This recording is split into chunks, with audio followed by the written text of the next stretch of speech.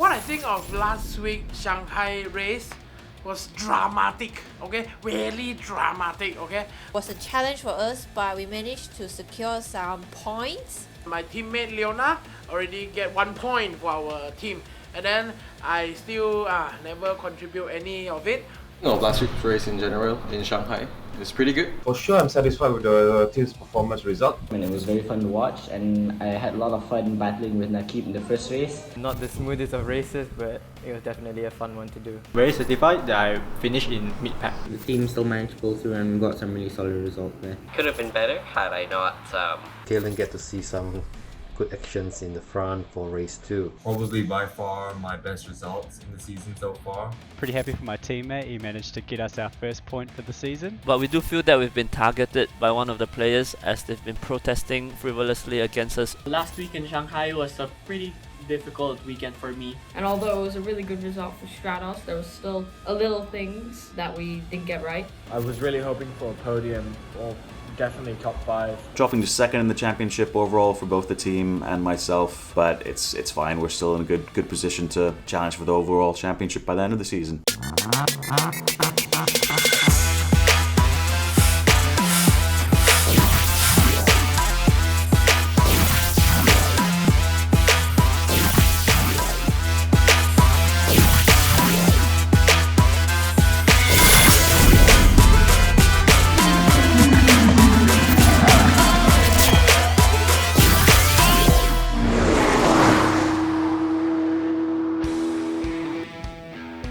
Hello and welcome to the E1 Championship live on the EGG network every Thursday night from 10 p.m. until midnight. Now don't forget you can catch our live stream as well on our Facebook live stream at the E1 Championship, or follow us on Twitter and on Instagram with our handle E1 Race. My name is Daniel Woodruff, I'm your host, and alongside me is Alex Young, former Formula 1 driver, sports director, and founder of Axel Sports. It's a little bit of a tongue twister, but I've just about got it right. Now, we're here for the third round of the E1 Championship. We've been to Shanghai, we've been to Sepang.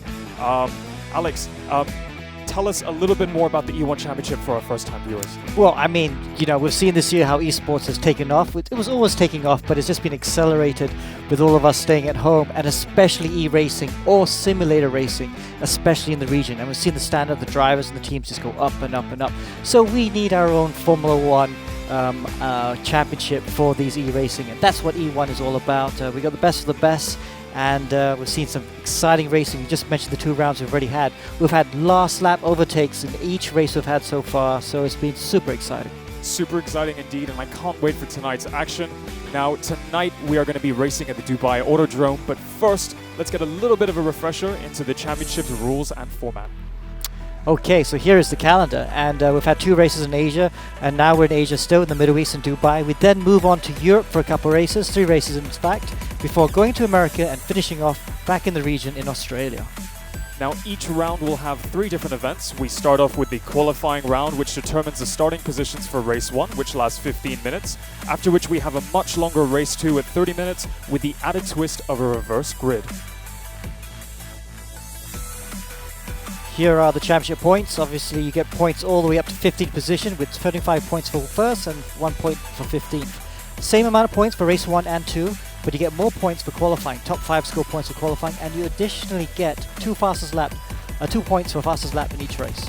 And with lots of points on offer throughout each of the rounds, it's the person that walks away with the most points at the end of the season that'll be crowned our very first E1 Championship winner. Now, of course, the champion wouldn't be a true champion without a little bit of cash prize money. So we have a $15,000 cash prize pool to choose from, with the first place winner walking away with $5,000. Now, Alex, I knew the racing for this championship would be good. I didn't realize it would be this good. We've had some extremely close racing.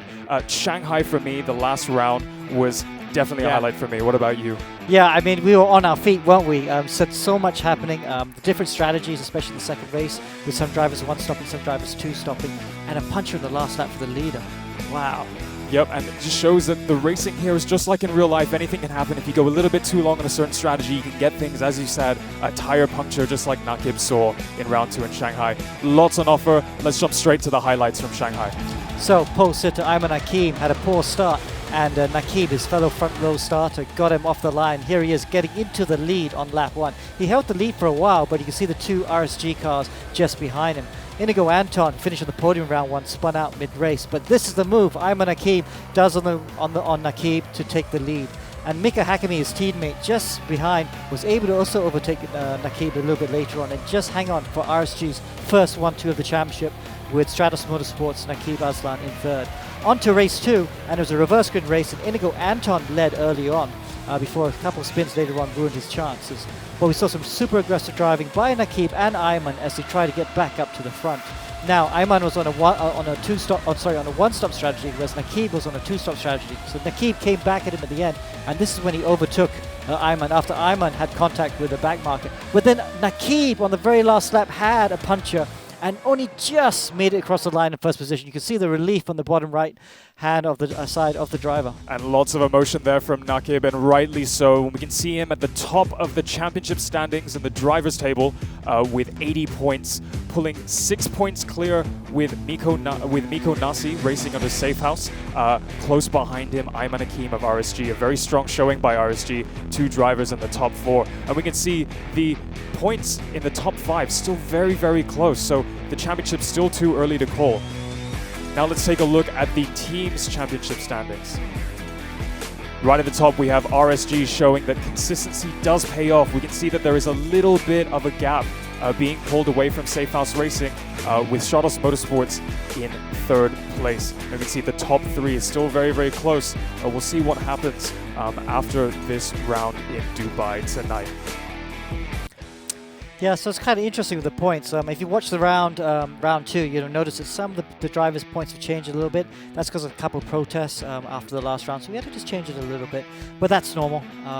Very little protest so far, really. Yep, and that's an integral part of racing. You know, if anything goes wrong, they need to bring it up, and we'll see that reflected in the points after the end of each round. So we've had a great lineup of tracks so far. Sepang and Shanghai, personal favorites of mine. We have Dubai next, but we also have a fantastic lineup of drivers. Let's go meet them. Okay, well, the cars. The first team we're looking at, cars with number 1 and 2, are also first and second in the championship. Ayman Hakim had a good Shanghai. So did Mika Hakimi, who finished second in both races at round 2. Alongside them, we have Wolf Virtual Racing Team fielding Colin Lee and Alvin Yak, both the Malaysians, aged 23 and 26 respectively, with lots of e-gaming experience under their belt. Next up, we have the Philippines team, GT Radio Eurasia Motorsport, very experienced racing team, real-life race team, but 2 young drivers, Inigo Anton and Joaquin Garrido. Anton finished on the podium in Sepang, but did not have a very strong race in Shanghai, so we'll be hoping for better results today. And then we have the green racing machines of Stratos Motorsports fielding Nakib Aslan, our race winner for race 2 in round 2 at Shanghai. He's going to be wanting to do a repeat performance of that last race. Alongside him, Yevan David, the 13-year-old Sri Lankan. And then the sister team, Scuderia Stratos. We've got 2 Malaysians here, Troy Ayman in car number 27 and Arif Azmi in car number 33. Both young drivers. And Troy actually had a very good race in Shanghai, and he'll be hoping to repeat that today too.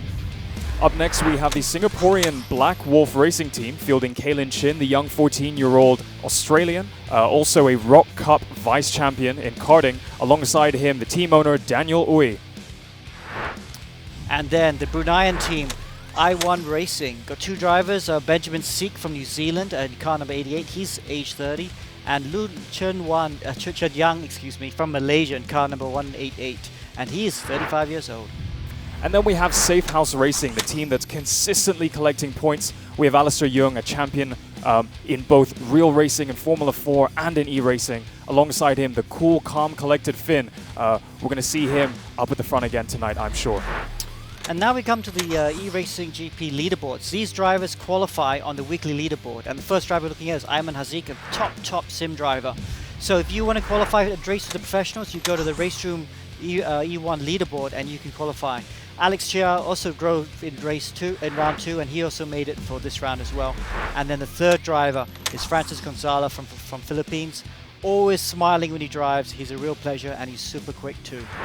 Now, our grid would not be complete without our celebrity drivers, and we of course have Whelan Choi coming back, the automotive YouTuber, a familiar face trackside of the Sepang International Circuit here in Malaysia. Alongside him, we then have Leona Chin, the drift queen, a viral face all over YouTube and Facebook, and also collecting her first points last round.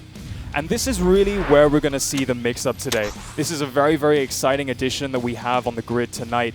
Presley Martono, the 19-year-old Indonesian, Formula 4 Southeast Asia champion in 2016, also a familiar face in the MRF grid, also raced in lots of different Formula series. Now, Presley's really interesting. He's won in everything he's driven. He's had a colorful Formula racing career on the way to Formula 1. Yeah. But he's also raced in e-racing. Yeah, he has. He just started e-racing actually, and he's raced in our championships, and he's proven to be very, very quick indeed. So let's talk to Presley now.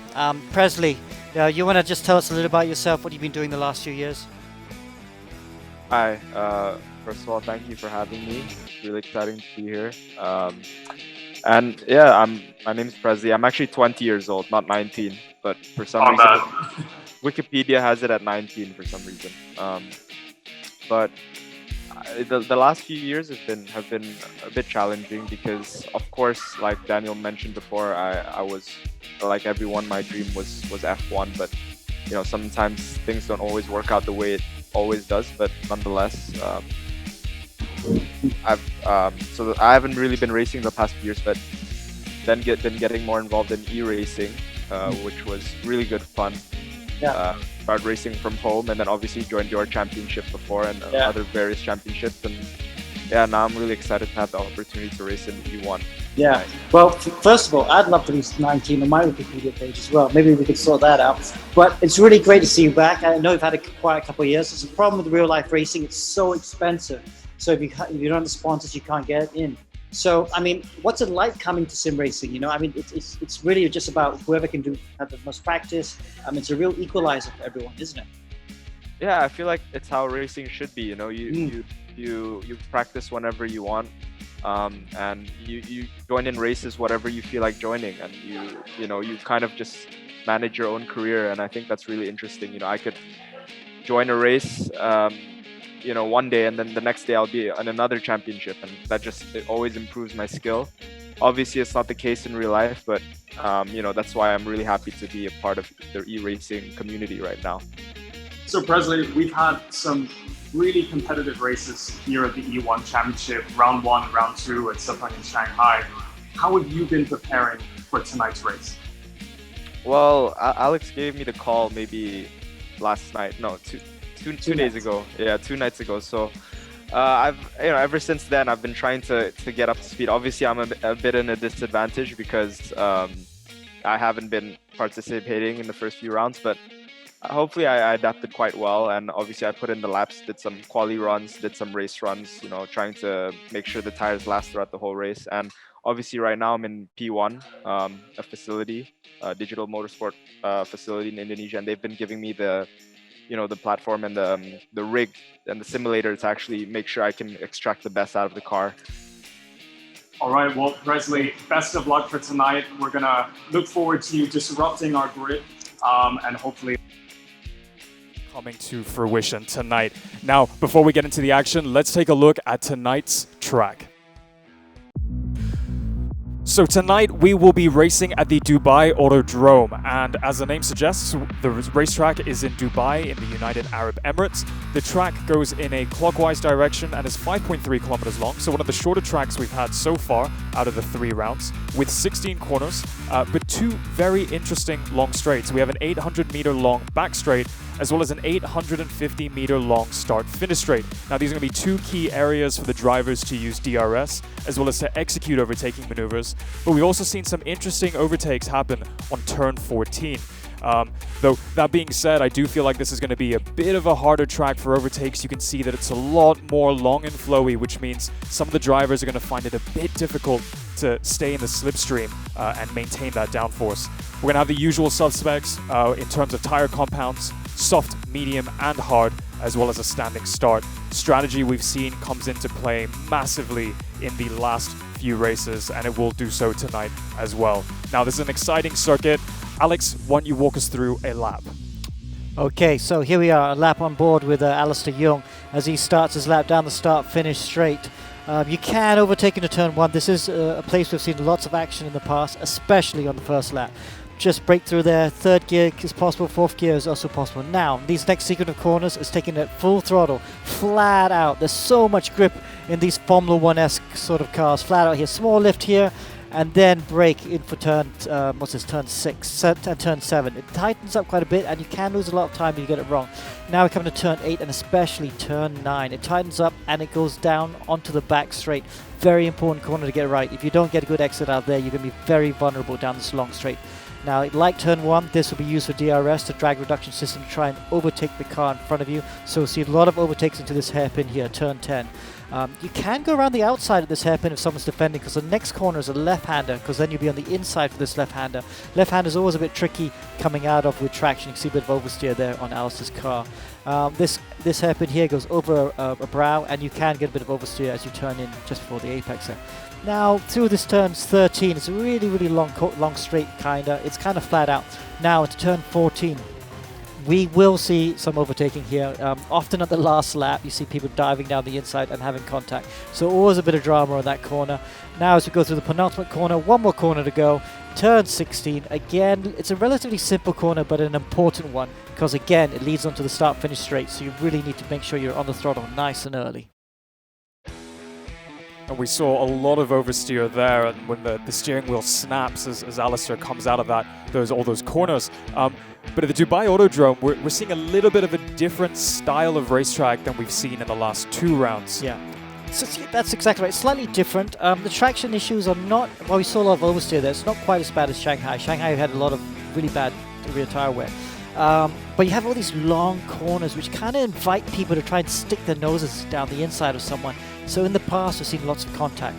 Also, we have a huge issue with track limits. Because it's so open and wide, we often see people going out. But if you go out, you're going to collect incident points. And if the drivers do that too many times, you will risk a disqualification. Now, you're saying it might be a little bit harder to overtake here. What importance does that place on qualifying? Well, from what we've seen, yes, it's slightly harder than Sepang and Shanghai, but from what we've seen from the first 2 races, there's so much overtaking. So I still think there's going to be a lot of overtaking today. But as in every race, you still want to qualify in pole position. So qualifying is always going to be important. All right, well, we've got some interesting strategies coming up in the next 2 races. I'm always interested to see what the drivers do with the tires. But before we get into that, let's have a chat with some of the drivers to see what their thoughts are on the Dubai Autodrome. I think the Dubai Autodrome circuit is a very, very interesting track. I love this track. It's one of my favorites in RaceRoom, and yeah, I'm really looking forward to this weekend. It's a fast-flowing track. It's a very technical track. To be quick there, you definitely need a good flow, because the corners really lead up into each other. Many areas where it's difficult to get the traction down, exiting corners. A lot of hairpins as well. These corners, you have to carry a lot of speed. There's not much slowing down. A lot of overtaking spots, of course, it's a bit difficult. Turn 3, 4, 5, 6, actually all are full throttle all the way. Our setup will preferably do better on corners than the straight line. You just need to do more laps and laps and laps to get used to the track and try to find what's best. Yeah, you know, these corners are fun. I always really like the high-speed corners and at the same time the low-speed corners where a lot of passing can be done. The Dubai Autodrome circuit is fun and flowy. For the difficult corners this week, I just want to be as consistent as possible, try not to make any mistakes. Just a little bit off the track might get you penalty or disqualified during the race. Try and get the best setup possible for this car. With this track, I think that's key. As long as we get a good setup and we're comfortable in it, we should be doing good.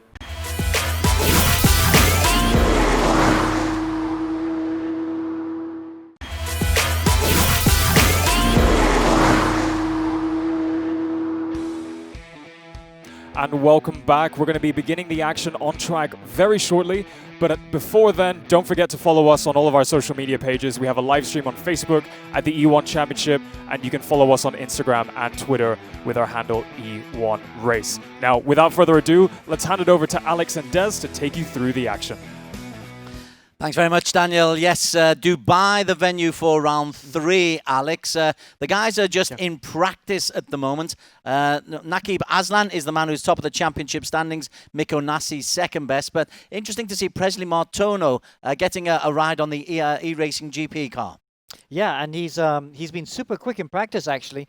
Why don't we just go and talk with him? He's actually third quickest in practice right now, so he could be a factor. So Presley, you're doing a really good job. Third quickest in practice so far. How's it going? How's practice going, Presley? Oh, I think your voice is your voice might be muted, mate. Technical hazards, live television coming your way directly from that. We'll stay with Presley, just see if just try and raise contact with him one more time. He's in the pits at the moment. 2 minutes left in practice. Take it on again. Yeah, Presley, if you can hear us, how's practice going? No. Yeah, I just can't hear you, mate. We'll come back to you later. You're doing a good job. Third quickest at the moment. Back to the on-track action. Look who's quickest though, Des. Miko Nasi, fastest through Sector 1. This is only practice. How it works in the E1 Championship, you've got a 5-minute qualification straight after this practice, and then we have a 15-minute race and then a 30-minute reverse grid race. Miko Nasi, you were saying, Alex, in practice during the week, has been pretty quick around Dubai. Yeah, there were some rumours that he'd found something with his car, and yeah, look at that. It's quick. And his teammate, Alistair, is in second position. So the safe house is fighting back. You know, we saw Miko Nasi win round 1, but then RSG fought back, didn't they? And they won. They got scored a 1-2 in race 1 at round 2. And Miko was struggling for pace in Shanghai, but looks like in Dubai here that they have found that pace again. Oh, that's not exactly what he was after, as he takes a spectacular diversion. Luckily, this is not the real thing. This is e-racing. You can get away with that kind of mistake. Yeah. Well, actually, you could go and talk to Miko, since he seems to be pretty chilled right now. Oh, is he just leaving? Miko, are you there?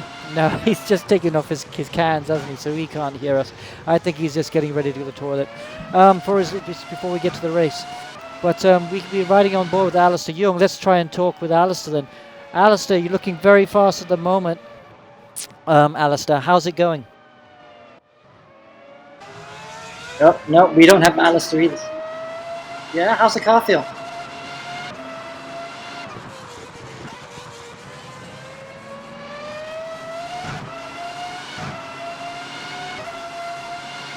We can hear Alistair. He's just a little bit quiet. So maybe it's something on our end. But yeah, we'll come back to the drivers. I'm loving the Christmas hat. What do you think about that, Des? A little early, a little bit festive for Alistair. He's not usually that chilled out, is he? Listen, qualification is about to get started, so why don't we stick with Alistair? Because at the moment he is second fastest, Alex. Second fastest through qualification at the moment. Safe House, both those drivers are looking pretty hot in Dubai. Yeah, they are. So there we are. Alistair starting his lap. They have been very quick so far. They were first and second in practice. Let's see if they can do it, because this is the time. Practice doesn't mean anything. It's all about qualifying in the race, because then we know what fuel loads are running, what tyre wear they're running, and yeah, let's stick with this. First lap in qualifying. Okay, so Alistair was the guy who actually took us around in the pre-show. Why don't you take us around a flying lap with Alistair, see if he can set a quick time early on. Okay, so then here we come to 2, 3, and 4. Easy flat in these cars. Now small lift through here, and then you got to get on the brake. But you got to be careful to modulate the brake here, because you can easily snatch up and lock the front right-hand wheel. And he missed the apex at turn 7. That won't cost him too much time as he now comes into turn 9. Oof, misses the apex there as well. Just missing a couple apexes, so not looking very quick. But purple in sector 1, so pretty good at the moment. Now, coming to the hairpin, turn 10. Brakes super late. You can see how he's moving in the car. With the very good rigs that some of these drivers had, you can really turn up the force feedback, so it feels like you're just driving a real car. That's how hard it is to turn the wheels, and you can make the pedals very stiff as well. Nicely done through turn, I think that's turn 12, sorry. And now on down this back, mini kind of straight, you easy flat through this left hand, and now for turn 14, got many different lines through this corner. So you often see cars running side by side through there as he exits it. 2 more corners to go. And look at that, fast at the moment, Mikko Nasi with the 24-1, Des. Alistair is actually a second down, so that little mistake that he had as he has another little wobble as he comes into the start-finish line for the first time. So he's posted the lap time. He's 4th fastest at the moment. As you said, Mikko Nasi fastest, but Inigo Anton, Alex, one of the Philippine racers, in 2nd place at the moment for GT Radial Eurasia. Okay, so Inigo Anton is super exciting. We've seen how quick he is. He finished 2nd in race 1 of round 1. But since then, he's been a bit up and down. Whoa, look how much speed he carries there. And he just nails the apex. Nicely done. Now, I know Inigo has been struggling for pace over the last few days. Had a word with his engineer, and he said they're just struggling to quite get on top of things. But this looks like he's on top of things now. So we've seen Inigo is quick. Oh, and he's just off the pace in Sector 1. 2500ths off, but that's within striking zone. So he can still get snatch pole position. Now, if he can snatch pole, though, Inigo has to see what we can do in the races, because in Shanghai, he had 3 spins. So he's fast, but a little bit fragile still. He is still 2nd fastest at the moment. He's on the front row of the grid. Mikko Nasi is the man who has set the fastest time. Look down at the bottom of your screen, and the split time for the end of Sector 2 says he is now the quickest. Wow, purple in Sector 2, so this looks like it's good enough for pole. He's got 2 more corners after this corner to go, and he nails turn 14 very nicely. Small lift for 15. Ooh, just missed the apex a touch, but that won't cost him too much time. Now through turn 16, get a good exit, get hard on the throttle, in a go. And now he's on the start-finish straight. He goes quickest. He does indeed. He takes over pole position from Mikko Nasi. Nasi drops to P2. Nakib Aslan is in P3 at the moment, Alex. And Nakib has got himself, what is he? He's 7/10 slower than both Inigo and Mikko Nasi. Okay, let's just ride at Mikko Nasi now, because he's halfway through his lap now. So he's coming down the back straight. He's purple in Sector 1, Des. So he's up. This will be good enough. If he can keep going, going quicker, this might be good enough to snatch back his pole position. It's a real battle between Nasi and Inigo Anton, the 34-year-old from the Safe House team. He's been quick in training throughout this week. He does like the Dubai circuit. Plenty of space for him to operate. And he looks like he's on train tracks there, Alex. Terrific. Yeah, really, really good exit there. So that was well done by Mikko Nasi. Still quickest. Still quickest. Well, but such fine margins. He's just over a 10th. He's in front. 10th of a second. He's in front. Let's just miss the apex there. No, that's going to cost him time. That's more wiggle out of that corner. That's going to cost him time, and he'll bleed time through turn 15 as well. Okay, now turn 16. Last corner. Ooh, this is going to be close, Des. It is going to be very tight. Mikko Nasi is not fastest. Yes, he is. He is the new fastest. A 1:24.09. He is on pole position alongside Inigo Anton. Terrific lap from Inigo. Nakib Aslan and Alistair will be on row 2. Ahmed Hakim, a decent start, and look at that on row 3. Presley Martono in his first E1 championship start. He will be on the 3rd row of the grid. Mika Hakimi and Kalen Chin will be on row 4. But Presley Martono, that's impressive. Yeah, that was so it's great to see Presley up there, but also the swing. We've seen so much swinging between the rounds. RSG were nowhere.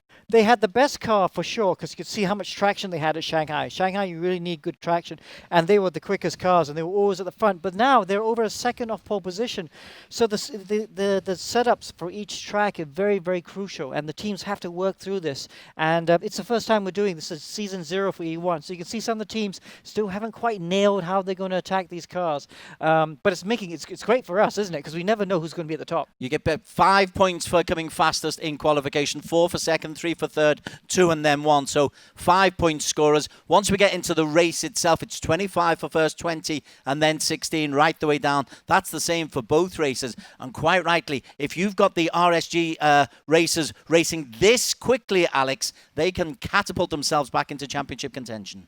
Yeah. So, yes, exactly. So it can change a lot. The cars are on the grid now. Okay, when the red lights go out, we will be underway. We are on board with Mikko Nasi at the start. Top of your screen, 15-minute race is underway. Nasi looks like he's got off to a solid start. Behind him, there's an awful lot of collision. Incredible amount of contact behind. Let's just see. Daniel Rain-Oy has avoided everything. Presley Martono, though, he has been left real trailing. He is in 20th place. He's just past Leona Chin. And up at the front to change as well, Naqib Aslam has got himself ahead. As Francis Angelo Gonzalez gets a penalty, but Miko Nassi has dropped from P1 to P3. That must have been a fantastic start. The good thing about Dubai is it's such a long run from the start line all the way down in the first corner. And Naqib, the championship leader, obviously nailed his start, and he's just got everyone. And now we're riding with Miko Nassi in third position. He's right behind Inigo Anton. Will he look down the inside? Oh, I tell you what we're seeing though.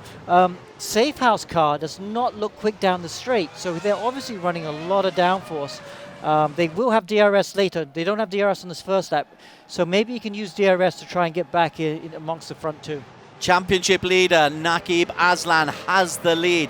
Now Alistair Young, he was 4th fastest, but Alistair is way down in P14, but Naqib got off to an absolute flyer. And look at the focus on his face there. He looks very, very tuned into this race. And once you're in the lead in Dubai, Alex, there are places to overtake, but you can defend as well. Yeah.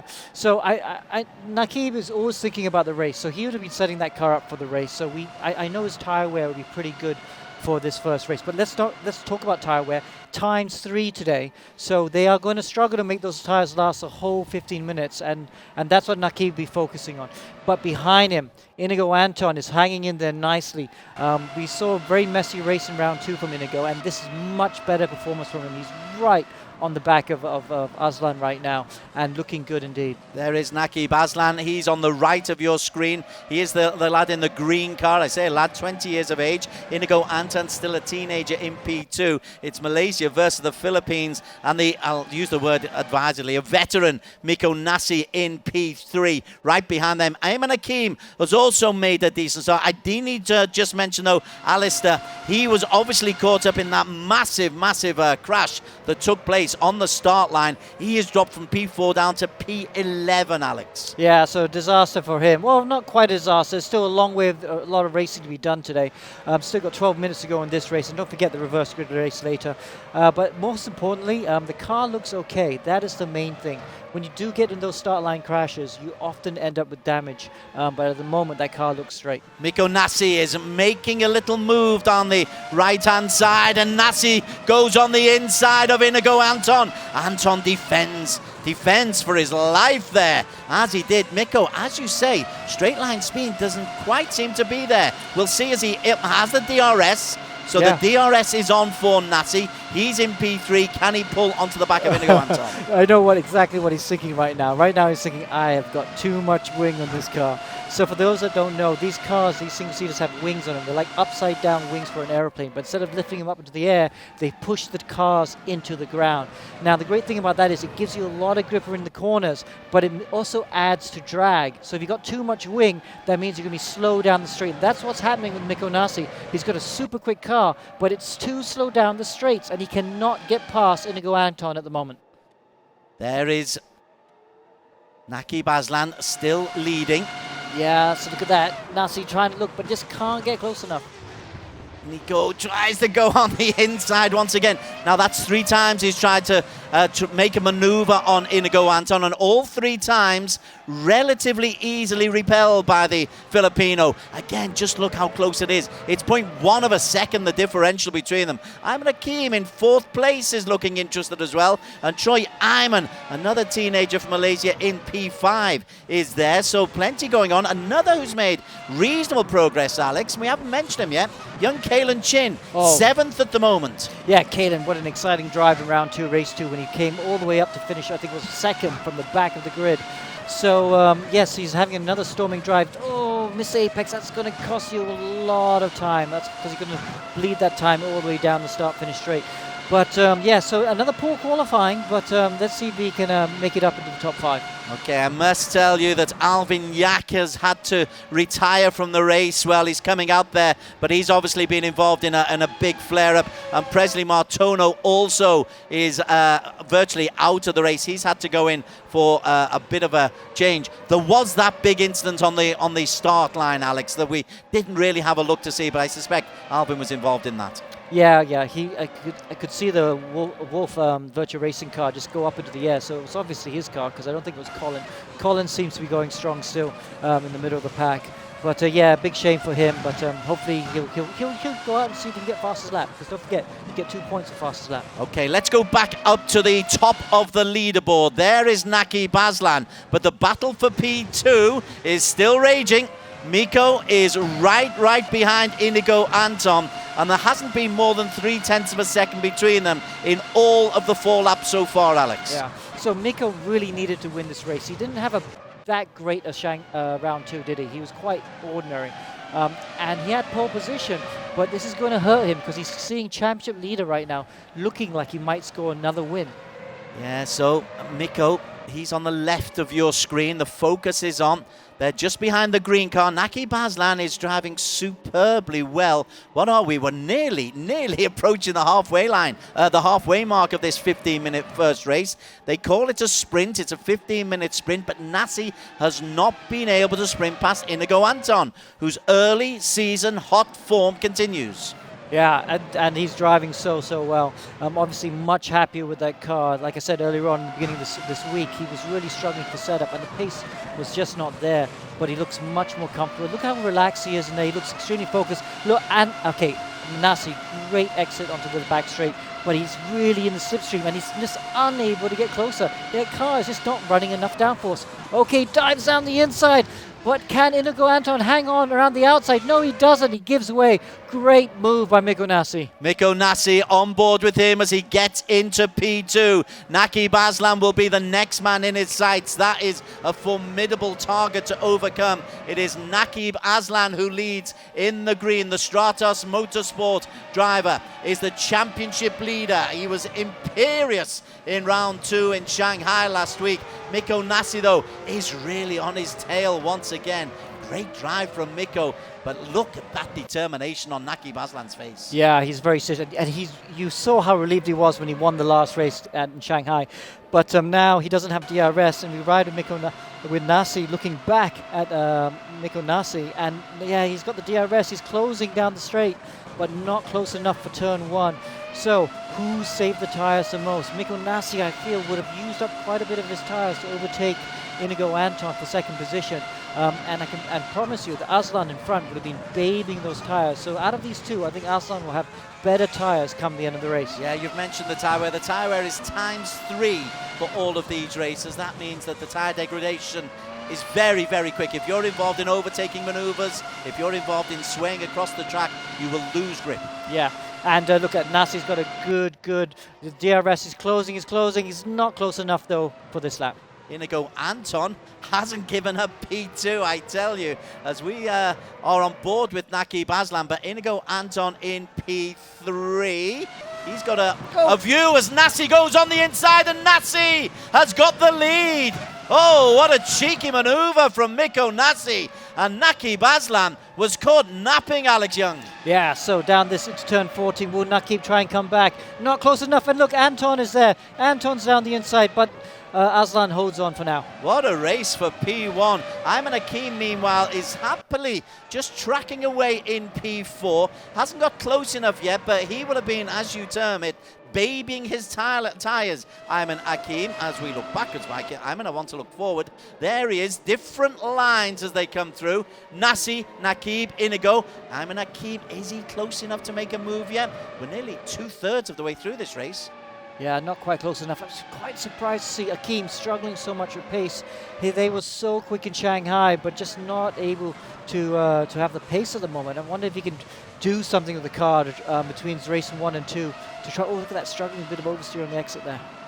So that's Ayman Hakim. He's the man currently in P4. Back up to the front, Miko Nasi has still got the lead, and he's managed to pull, well, I was going to say a long way, a half second away from Nakib Aslan. And you know Nakib has got the better tyres, and Nakib will have DRS as well to help him in the last, what have we got? We've probably got 4 laps left, aren't we? Fastest lap so far is a 1:27.3, which belongs to Miko Nasi. Yeah. So, and he did that quite late as well. So he's got bags of pace right now. Actually, fastest lap 29.2. Oh no, that's not wrong. You're right. Nasi with the fastest lap at the moment and looking very comfortable. Something has happened to Nakib. Nakib has dropped backwards. No, he didn't drop back, but he had some... oh, yes, he's had a puncture. He's had contact. Oh, no, that was the back mark I was looking at. They were side by side with Anton, but just managed to hold on to P2 at the moment. Well, Ayman Hakim has gone in. Inigo Anton is struggling in P3 as well. Ayman Hakim has got a problem. Ayman Hakim is into the pits, Alex Young. He's clearly had some contact, and he is out of the reckoning. Meantime, Mikko Nasi has been able to pull nearly 1.7 seconds away from Nakib Aslam. No idea what happened there, but certainly he opened up a gap. Yeah, so I hope that wasn't the back marker because they were catching someone. I'm not sure who that was. So yeah, disaster for Ayman Hakim. You know, he did so well in the previous round, so he's going to have to take a pit stop, going to have to repair those tires. Maybe he can come out and go for fastest lap now. The real beneficiary is Mikko Nasi. Another beneficiary is the man in P4, who is Choi Ayman. He's got Mika Hakimi and Kalen Chin behind them. Kalen isn't merely making any headway, and the best of the ERGP racers, Ayman Hazik, has got Yevon David for company. But up at the front, it's really rare this late in a race to have a lead of nearly 2 seconds in a 15-minute sprint. Yes, it is. I mean, we've had such close racing. This has been the most, well, it's still been an exciting race, I have to say, but compared to the others, not quite as exciting. But Nasi now looking very comfortable. He's got the pace. He might be running a lot of downforce, so he's not quite good. It's not easy for him to overtake cars because he's got a lot of drag in that car, but it's very, very quick for the corners, and he's just pulling away from Nakib, and Nakib has no answer for him at the moment. Very, very quickly, we'll just break away and we'll have a look at Leona Chin as she is in 15th place, and Leona actually overtakes Joaquim Garrido to pick up 2 points. She's picking up points regularly, is Leona. She is in P14. She's got Chern Lu ahead of her, looking all focused in the good livery. Look at that race room. Well done, Leona. The DRS is on, but she's a little bit too far away. Ayman Hakim is back into the race. He is down in P11 as he looks back onto Ben Seek in P12. But up at the lead, that lead is stretching, Alex Young, for Mikko Nasi. I'd love to know the story on what went wrong, because Inigo Anton is also closing in on Nakib Aslam, and Inigo fancies P2. He does. He's getting really, really close. We saw him at the end of the last lap. He was right all over the back of Nakib. And Nakib just doesn't quite have the pace of the cars around him, but he's doing a good job to hang on to P2 at the moment. But the question is, how long can he hang on to this position? The DRS has been employed by Inigo Anton. He is in the white livery. He's closing up on the tail end of Nakib Aslan, who was looking silky smooth earlier on. And that confident look has been replaced by a frown bottom left. Yeah. Wow, so can Nakib close down? You know, the last lap for the top three were the fastest laps, and Nasi with the 27.0, Nakib with the 27.5, and Anton with the 27.3. So Anton looks like he's quicker at the moment for sure, and he's got DRS.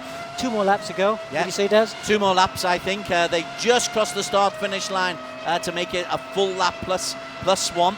And that means extra pressure on Nakib Aslam, because Inigo Anton does look like he's got a little bit in spare over Nakib. Or was Nakib just, he was just teasing us, wasn't he? No, he's not. Nakib just really nailed the first sector of this lap. So he put out a small gap, and he needs to, because on this back straight, you can see Anton, he's got the rear wing open. So that's minimizing the drag. And he's just closing down, but he's not close enough. I really feel that Anton has to just kind of get a little bit better at nailing that first sector, because he's got to get closer before the back straight on the next lap if he wants to overtake Nakib. But there is another lap still for him to come as they come into this right-hander. Mikko Nasi is now 4 seconds clear. We must get the tail from this in the post-race interviews on race number 1. Mikko Nasi just has demolished this when it looked like for a long time he was struggling in P3. Suddenly he's pressed the accelerator and is lapping faster than anybody and has a monumental lead. Yeah, so there will be 1 lap to go after this as he comes over the start-finish line. And there we go, Nakib Aslan yes, look how close Inigo Anton is. He's right on his rear bumper. DRS, not close enough for turn 1. Okay, this is the crucial part we were just talking about at the previous lap. Anton needs to nail this first sector. So, okay, these corners are easy flat, but the next double right coming up, that's where he's got to be strong. He's got to be strong through this double right here, because this is where Nakib is very good the previous lap. So, has he overcooked it a bit? Yeah, he's overcooked it a bit. Oh, yeah, Anton overcooked it a bit, so the gap is too big now. And although he will have DRS down this back straight, I don't think he's going to catch Nakib before the next corner. This is the long back straight. This is really the last opportunity for Inigo Anton. He requires Nakib Aslan to make a mistake. Nakib, I think, is happy just to defend the 20 points for P2, but Mikko Nassi will be picking up maximum points for P1 plus the 2 bonus points. Oh, Nakib, slow down penalty. Track limits abuse. Wow. Alex Young. That's going to cost him the position. Look, he's slowing down now. But look, Anton's going to try into turn 14. He's got to try. He could try and go on the outside, because if he gets this right, and he does. Nice move around the outside, but Nakib's coming back. Nakib is able to hold on. Can he defend into the right-hand corner? Contact as Anton spins off again. Nakib Aslan kept his nerve, and Nakib will come into P2. Mikko Nassi takes the victory. Nakib Aslan will come through into P2. Mikko Nassi, terrific drive for him. We ignored him at the end because of what was going on with Nakib Aslan, but he will take the victory. Nakib Aslan in P2. Mika Hakimi will come ahead of Inigo Anton in P3. But Alex Young, as we look at Nassi, the real story is Nakib Aslan and Inigo Anton. That was a real story, but let's see if we can chat. Let's see if we can chat with Mikko Nassi first. It'd be kind of good if we can chat with Mikko Nassi. So Mikko, fantastic. Wow, you got to take us through that race. What happened in the first corner? Have you got me on audio? Yeah. Yeah. All right. Qualifying went well. Just nabbed it, and then the start was horrible. The start was just I think I dumped the clutch way too quickly. That was my first bad start after about 30 good practice starts. So bad time to get it out. But I guess the nerves got to me. Then the pace. You guys looked slow down the straight. Obviously, you're running a lot of downforce in that car. But were you worried when you saw how slow you were down the straights? But you did make it through, didn't you? And the car was great after that. Yeah, I was a bit worried for sure at the beginning, but we actually worked a little bit on the hard tire setup as well this time. We didn't want to get caught off guard like we did last race, where our setup was shockingly bad. Okay, so now race 2 to come. You got to start right at the back. What is it, top 15? Actually, I'm going to randomize it now, and I'll let you know in a second. Cool. Yeah, that'll be interesting with the like a straight line speed. Well, we'll do the live randomizer. So Alex is doing it while Mikko is here. So your fate, Mikko's fate is in Alex's computer hands as we speak, as the final result comes in. Nassi is confirmed as the victor. He also has the fastest lap. Nakib Aslan in P2 ahead of Mika Hakimi. Poor old Inigo Anton goes into P4. Right then, Joaquim Garrido in 12th. He has a big bonus because Joaquim Garrido, Alex Young, is on pole. Joaquim Garrido, because the top 12 are going to be reversed. So Joaquim Garrido starts on pole. Top 12 reverse. So we just did the randomizer right now. And on the front row will be Alex Chia in second position. Ayman Hakim. So he had a disaster of race 1, but he will start third for the next race. And this will be a good chance for him to score some points. Indeed, and we've seen how Ayman Hakim is very, very capable of starting well and dominating these reverse grid races. So we've just seen the first sprint race where Mikko Nassi has demolished the rest of the field and really put himself back into contention. Nakib Aslan holding on, another disaster for Inigo Anton though. He can't buy a break, can he? Yeah, and I really feel he was unlucky, you know. Shanghai, the spins were all his own fault, but this one, just racing side by side with Nakib, I think it was a racing incident. We'll have to look at it again. But yes, Inigo, so unlucky. Okay, so there could well be a protest on that. We'll find out in the next few minutes. In the meantime, race 1 is over. Race 2, the drivers are getting ready. Let's hand you back, though, for Dan Woodruff for a little bit of analysis. Thank you, Des. Well, we're going to have all the race highlights, the championship standings, as well as some interviews with the drivers coming to you right after this break. We'll see you in a bit.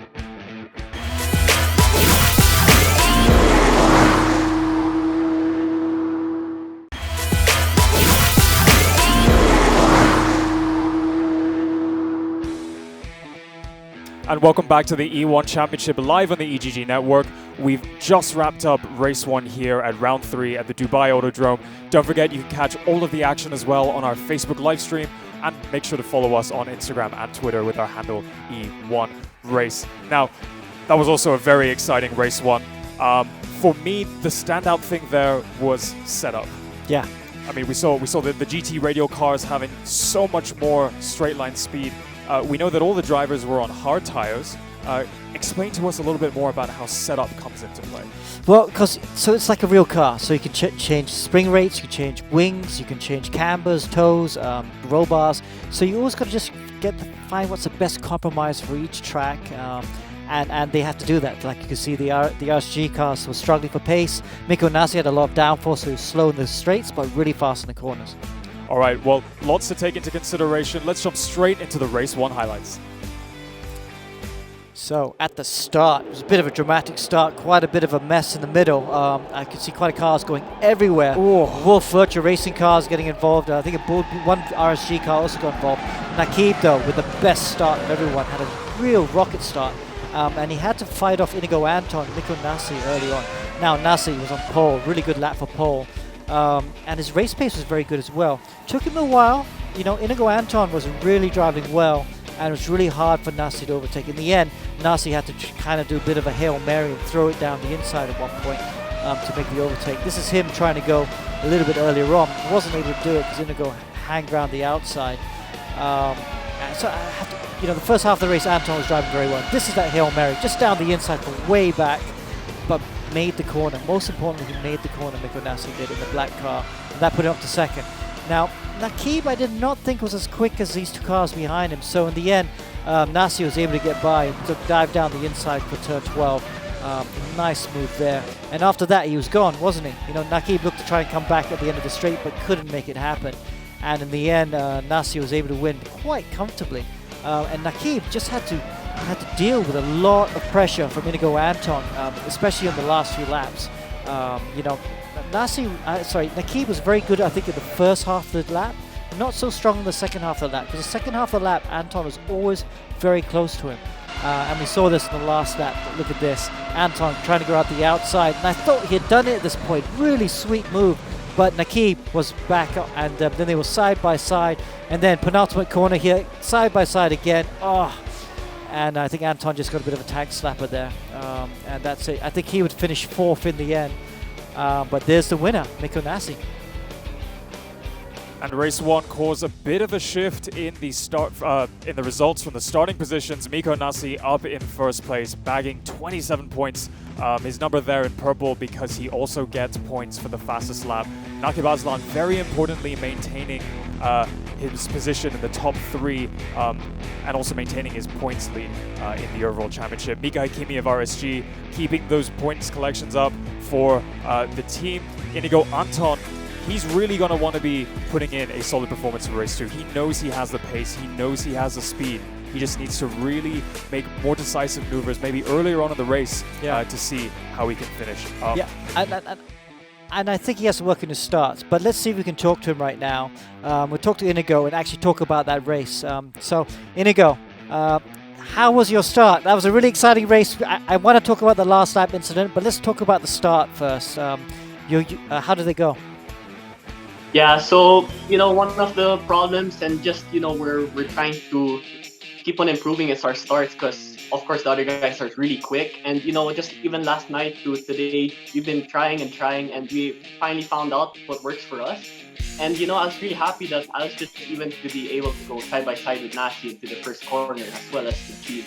So it was a pretty great start for me, and I was really happy with that. Yeah, and a really strong race. We were super impressed. But that last lap, what happened then, man? Yeah, so that last lap, well, coming into this thing, I just, from last week, of course, with what happened there, I just really wanted to get my confidence back and just, you know, have a good result. So I was trying to play it safe the whole race and just trying to stay behind Nakib, because I know it'll just be back and forth with the DRS. So my plan was to really try and go for it in the last lap. And in the last lap, pretty, how you call it, like 50-50 incident. I had to go around the outside because he covered for turn 14. and I was already on the inside coming to turn 15, but he caught me off, you could say. And yeah, that resulted in the spin. It was still a pretty fair fight, but yeah, if that just he didn't turn in on me, I think we would have had a cleaner race, you know. Well, another last lap overtake. I have to say thank you so much for the entertainment. We really enjoyed it. Just one last question though. Reverse grid race though, another good start. Let's see you maybe win the reverse grid. Well, we'll have to see again. Our strategy now seems to be very strong, and hopefully, yeah, we can just push through with it. You know, just always keep safe in the first lap, not try and be into many incidents. And yeah, you know, our goal is just to have fun again and, you know, do as best as we can do. Okay. All right, well, good luck, Inigo. Thank you. We're going to see a strong performance by him, I'm sure, in race 2, especially with that car setup. We can see that the GT Radio Eurasia Motorsports boys, all the engineers involved in the setup of that car, have really got it nailed down. As you said before, we saw them put in that performance in Shanghai. Again here, so much faster. Miko Nasi trying to use that DRS on the straights and just not being able to catch up. Yeah. And that's what we love about this racing. You know, it's so close. And the tire wear, you know, we ballot the tire wear literally in the driver briefing half an hour before we open the practice server for the race server, shall we say. So the drivers are always thrown off a bit, okay, fuel consumption, tire wear, and they have to think on the go. That's where the smarter drivers, or shall I say the teams with more support, you know, with the engineers and stuff, they can talk through this thing and they can work out the strategy. Now we got the longer race. You know, tire wear ×3 again. It's going to be similar to Shanghai. I think it's either going to be a 1-stop or a 2-stop. I don't think anyone's going to be able to make it through with no stops. Now, race 2 is going to be super important. Championship points are really something that's going to come into play now. Drivers are going to have to start thinking about that long game. And drivers like Inigo, Anton cannot afford to make those mistakes anymore. We're already starting to see a real shake-up in the points, so we're going to get into the championship points later on in this program. But someone that we haven't spoken about there, Ayman Hakim, he had to pit in race 1, and that's going to affect his championship standings massively. Yeah, so that's, you know, before we came into this round, I think there were 5 cars really close together in the championship, and it'd be really hard to see which one of them's going to pull away. Now, Miko Nasi and Nakib finishing 1 and 2, those two are going to pull away a little bit, and Ayman, finished 10th. You know, I think he was 3rd in championship. He's going to drop down to, I think, 5th now. So he's got to look at race 2 again and go, right, I have to win race 2. At least he starts P3 for race 2, so maybe he can win it still. Yep, and we're going to have our drivers preparing for race 2 very, very shortly. We're going to have a reverse starting grid. Alex, it's top 12. Top 12, that's right. And just to your point there really quickly, drivers can drop 1 round. I know we brought it up quickly during commentary. Just want to highlight that again. So because we are, you know, we're doing online races, there's always a chance of getting disconnected. So we wrote into the regulations that from rounds 1 to 7, not the last round, not round 8, but from 1 to 7, you can drop a round from your points. You have to drop a round. So everyone has to drop the worst scores from 1 round. So that just takes into the fact that if you are disconnected and you are really unlucky, that can be the round you drop. So you can try and recover. So, you know, maybe this is the round that Ayman might have to drop points from, especially if he doesn't have a good race 2. Yep, well, we've got the action for race 2 coming to you very, very shortly with our reverse grid. But first, let's have a chat with our fast Filipinos at GT Radio Eurasia Motorsport. Hi, my name is Joaquin Garrido. I'm from the Philippines, and I've been racing with GT Radio Eurasia for this season of E1 Championship. Hi, my name is Inigo Anton. I'm 16 and from the Philippines, and I'm representing GT Radio Eurasia Motorsports. I started sim racing only when the quarantine started, and I've gotta say I've been having a lot of fun doing it. I've been racing real cars ever since I was 8, and I've joined ERacing competitively this March. Yes, me and Inigo have been teamed up before in multiple ERacing championships. Yeah, I've known him ever since when I was 11 and 12. We used to race karts against each other. Yeah, we were very good competitors there. For me, the most challenging part of this E1 championship is definitely learning the tracks that I haven't been to.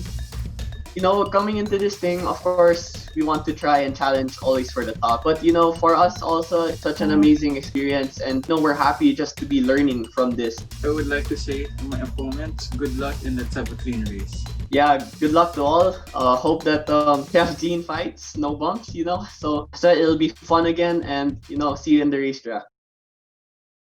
Inigo Anton, very, very confident beforehand. He speaks well in front of camera. It's great to see these kids because a lot of them are teenagers. Yeah. Showing this confidence in front of camera. It's an all-round show that you're putting on here, Alex. Yeah, I mean, the thing about e-racing especially is because it takes so long to get all the knowledge, you sometimes have a lot of the older guys hanging around a lot more. It's not like other esports where you have a lot of turnover of talent. But that means we get a chance to see these stars for a longer period.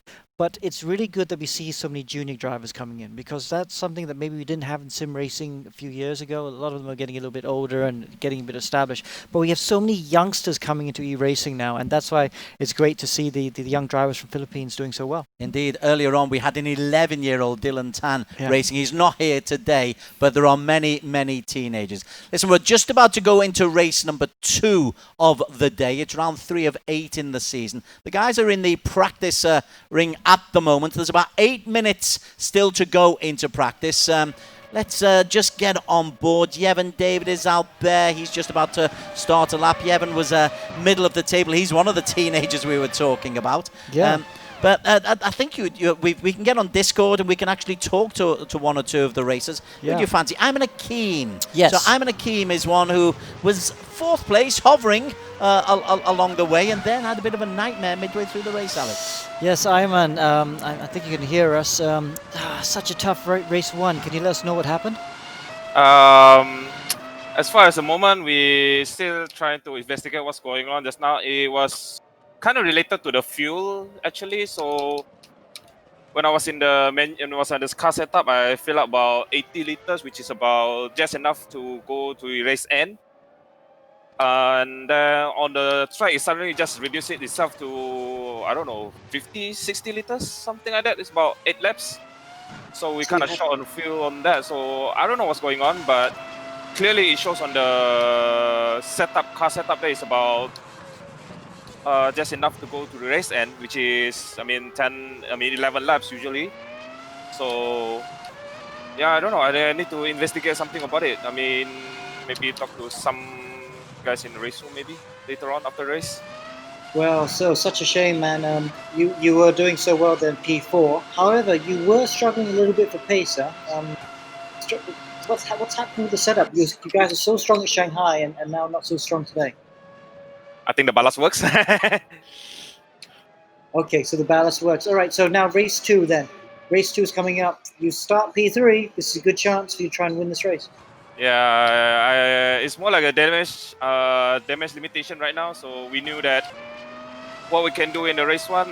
Most of the time I was following them. I tried to managing the fuel actually. So I didn't want to do anything stupid. But in the end of the day, it's still not enough. But we still came in P10.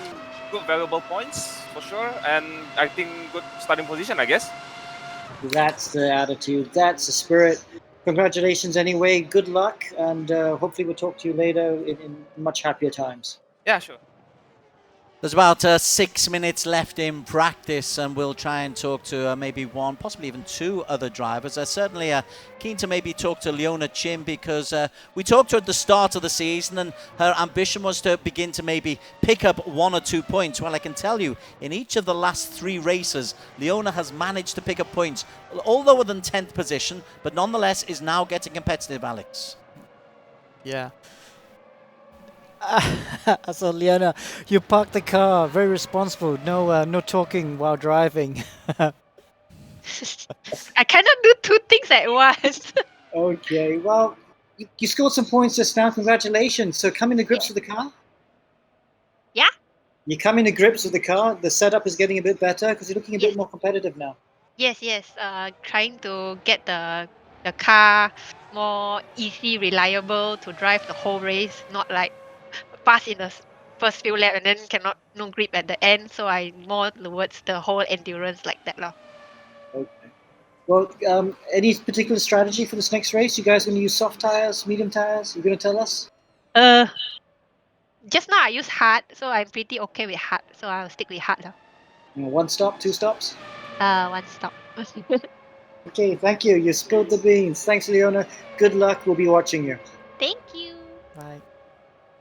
Terrific work from Leona to get herself competitive. It's not all about the winners yet. There's $5,000 for the winners, Alex, but it's all about improving, incremental improvement, and that is a typical example. Leona, she didn't pick up any points in round one. She's picked up points regularly in the last 3 races. Yeah, and that's right. You know, it's you know, she's one of the celebrity drivers, but Leona's a really good driver. She drifts, she does touring cars, she does racing, she does sims. There's been great YouTube videos about her. Sims is not her big love. Her big love is drifting. She's a great drifter. But yeah, she trains really hard. She's in the gym every day, so she treats it very seriously. And we're just glad to have her. Certainly are. Okay, practice is still ongoing. Somebody we don't really pay an awful lot of attention to is Daniel Rain-Oy. He's the veteran. He's the 40-something in this group. Possibly worth speaking to Daniel because he has been struggling down at the back. He's a team manager as much as anything else. Yeah. Let's see if we can get Daniel on the. Yeah. So Daniel, hey, we're just riding on with you. Just wanted a quick chat with you. How's it going so far? I think Daniel's too focused on his driving at the moment. Yeah, so we'll come back and see maybe if Kalen Chin is around. But at the moment, yeah, he's just going through his bits and pieces. Okay, we'll try and talk to Daniel later. Okay. Alrighty. So that didn't work. Sorry about that. Inigo Anton, we've spoken to already. Still about 3 minutes to go. Francis Angelo Gonzalez is another of the qualifiers who's come in. But I wouldn't mind talking to Alvin Yap. Alvin Yap. Yeah. So here we are talking to Wolf Virtual Racing. And Alvin, eventful race for both of you guys so far. What happened? Well, I got shunted on the grid. Yeah, we saw that. There's a lot of contact. You know who hit you? I'm not sure. I wasn't paying attention to it, but yeah, that was unlucky. Yeah, it's such a shame. Yep. How are your starts going? I've seen some of the drivers having really great starts, so there's obviously a bit of a technique with starts.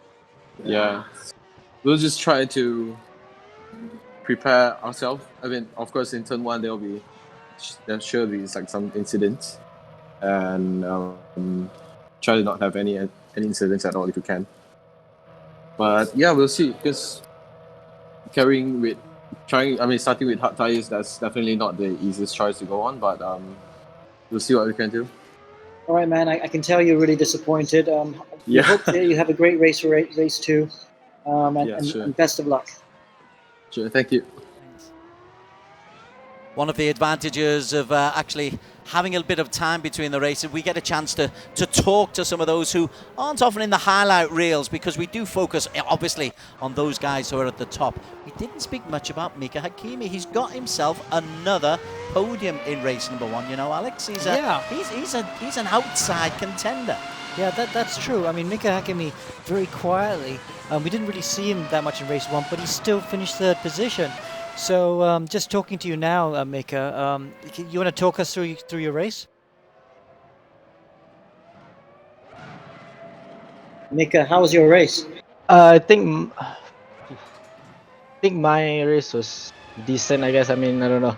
I wasn't too happy with my pace. I think, mainly... Is it a setup issue? No. Okay, wait. I think mainly it was just, not being able to cope with the ballast. That's one problem. I think the setup's quite good. I just think I wasn't driving good enough with the ballast.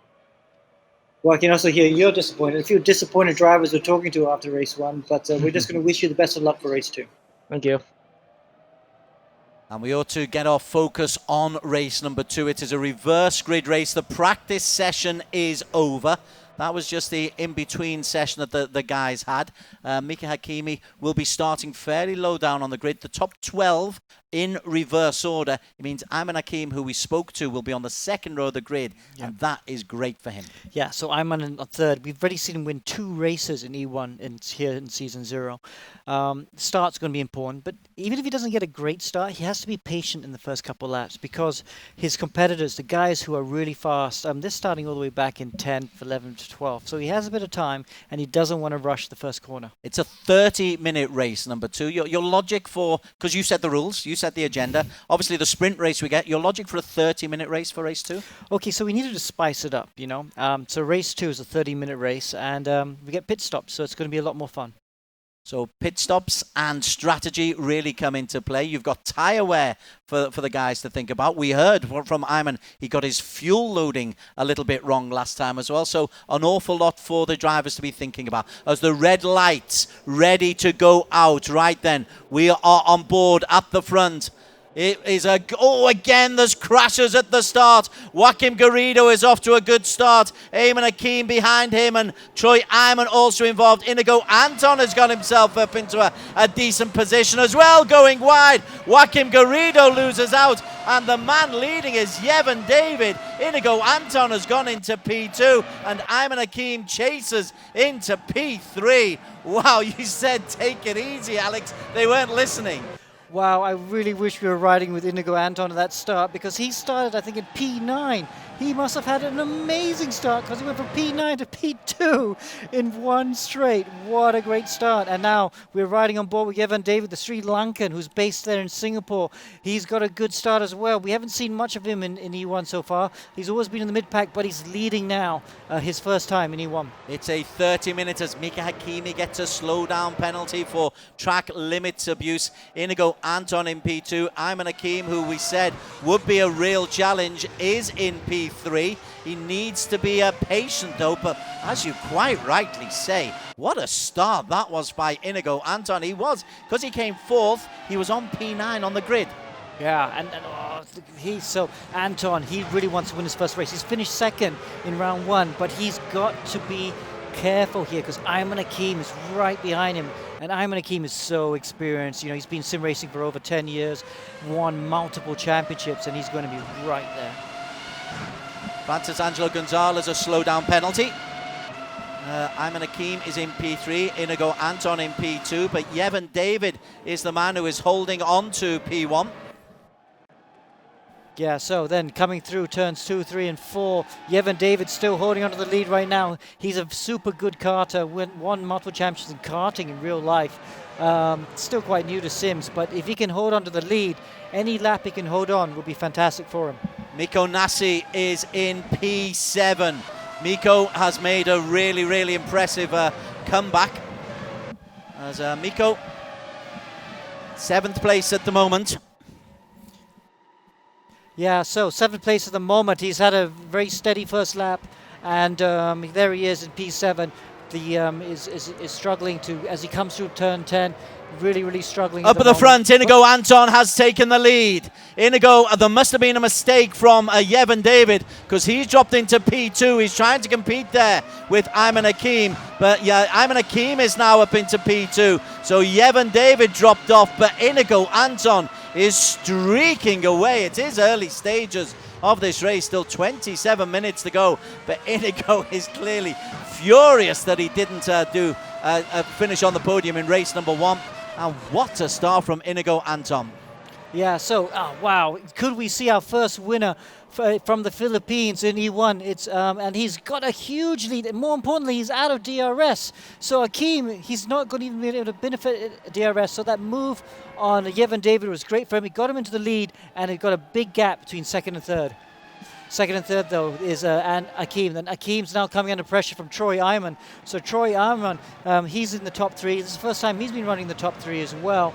And Troy Ayman's got his teammate, Nakib Aslan, behind him as well. Yeah, poor old Yevon David has dropped down to P5. He's got the Stratos guys in front of him. Got Yevon David, Nakib Aslan, and Troy Ayman, as Yevon is then overtaken by Miko Nassi. Yeah. Miko Nassi, the winner of race number 1, but Yevon on that long straight just pulls away from Miko. Miko then decides to leave the braking lane. Joaquim Garrido comes inside, and poor old Yevon David, who is going backwards at a rate of knots. Yeah, the two 14-year-olds going at it at turn 10, and Garrido now in the inside, a small bit of contact, and Garrido's through. And Yevon David goes from P1 to P7 in the space of one disastrous lap. Ahead of them, Naqib Aslan is on the back of Troy Iman. So this is it. Naqib, will Troy make it difficult? They are teammates, but look at the Nasi. Nasi's right on the back of Naqib, so he's really got, again, showing great pace. So Anton leads by quite a distance from Ayman Hakim. Troy Iman in 3, and then Nasi has a look around the outside. Let's get on board with Miko Nasi, and Miko Nasi has gone through, and that is Naqib Aslan, who is just barged out of the way. Miko Nasi got himself up into P4, Alex. Yeah, and contact again between the two of them. Whoa. So, okay, this early on, that sort of contact won't give you a puncher, but later on, when the tire wear goes down, that sort of contact will definitely give you a puncher. But yeah, so can Naqib come back? And Nasi there, look, he's got the DRS and he's all over the back of Troy Iman. So Naqib Aslam, he's in P5. He was as Nasi goes through another place. And Naqib tries to get there as well. Miko Nasi has decided that he is not going to, well, he's chasing a perfect weekend. Fastest lap and a win in race 1. Fastest in qualifying, and now from P12 to P3 inside 4 laps, Alex. Yeah, he's just got so much pace on everyone else today. They've done a great job with that setup, and he is really, really flying. And it's Ayman Hakim who is the next in his sights. Ayman Hakim currently in P2. Nasi, well, he's in P3. Apologies for confusing the director there, but Miko Nasi is just driving too quickly. We're all struggling to keep up with him. Miko Nasi now looking backwards there, looking forwards. It's Ayman Hakim who he is trying to take now. Nasi is lapping. That was a 1:27.8, which is 4/10 quicker than anybody else. Wow, so the Finnish driver, Miko Nasi, doing a really, really good, another fast Finn. What is it about Finland? They're always producing these great drivers. Oh, and down the inside, can Ayman hold on? Oh, that was a bit cheeky there. He kind of barged him off the track there a bit, but he's through into Miko P2. Nasi through into P2. Up at the front, though, Mika Hakimi. That's the distance that Mika Hakimi has got as they come down that back straight into turn number... What's that, 10? Turn 10. So he's got 4.5 seconds on Nasi. Still a long way to go. Look at the clock at the top. 23 minutes to go. These drivers are going to try and make a one-stop strategy work, I feel. That means they've got to stick with these tires for another 8 minutes before they can get rid of them. And just looking back, okay, just coming into his rearview mirror there, he can see Miko Nasi. It was 4.5 seconds. It's now 3.5 seconds, that lead for Inigo Anton. As he comes round the tricky part of this circuit, you've got to get a good exit into turn 16. That's the key to this long straight, Alex. Yeah, and it looks like he's got a good exit there. So it looks like Anton's pulled out the gap a bit, back up to 3.74 seconds. Must have made a small mistake in the middle sector. Anton has to work on that first sector, though. I think the first sector is where he loses a little bit of time to everyone else. Otherwise, for sure, he's got race-winning pace. Okay. He's in P1 at the moment. P2 is Miko Nasi. There is the difference. Naqib Aslan is the man behind Miko Nasi. But Nasi has pulled himself 2 seconds clear of Naqib Aslan. There's the Aslan view of the quickly disappearing Miko Nasi. Yeah, so Naqib, he's not going so well for him. The drivers, you've heard a few of the drivers talking about success ballast. So that means every race week in the top 10 get a little bit of ballast. So Naqib, because he had such a strong race round 2, he's got the most ballast of everyone with 15 kilos. I think Miko Nasi's got 8 kilos. It's not enough to make a big difference, but the drivers do feel it a little bit. Naqib is feeling the pressure, though. Ayman Hakim is the man behind Naqib Aslan. Naqib Aslan was the championship leader coming into this round. He lost that championship lead by losing or coming second in race number 1. And now he's in danger, really in danger of going quite a way behind as we approach the halfway point of the season already. It's race 3 in an 8-race season. Yeah, and Yeah, so, but Aslan, he's got to try and find something. He's got to try and do something. Both Aslan and Hakim, you know, they need to try and find some pace because Miko Nasi is just dropping him like this. They're standing still, and he's coming up and closing the gap to Inigo Anton.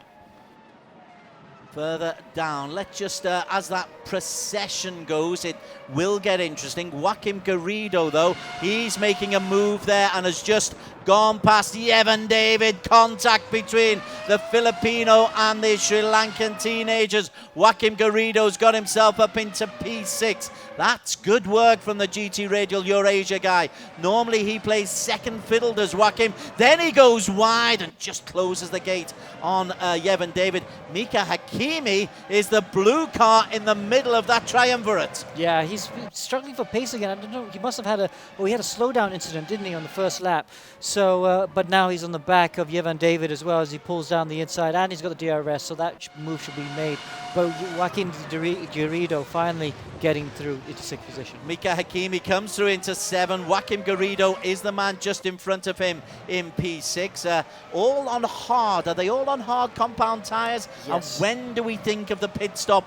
Are they going to go 2 pit stops? Nah, I think everyone's going to go for 1 pit stop. So the thing is, if they can stretch the pit stop, they can put a softer tyre on after that. So if they have to stop at the 15-minute mark, then you're going to have to say they've got to put back on hard tyres again. Hakimi is making a move there on Joaquim Garrido. Just had to slam on the brakes as Garrido had the right line. But Mika Hakimi looks like he's got the faster vehicle here, Alex, as they come into the home straight. Oh no, yeah. He couldn't get close enough. No, I couldn't get close enough.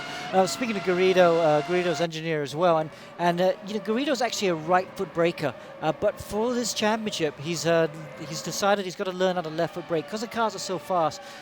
Switching from your foot between pedals is just not really practical. So he's actually learning the left foot brake, and it's part of the learning process for him.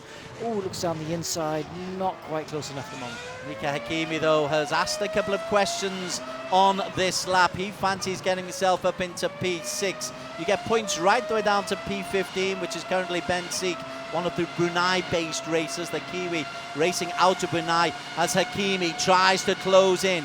Can he make a move this time on Joaquim Garrido? Goes down the inside. Hakimi this time, I think, is going to hold on, Alex, or will he?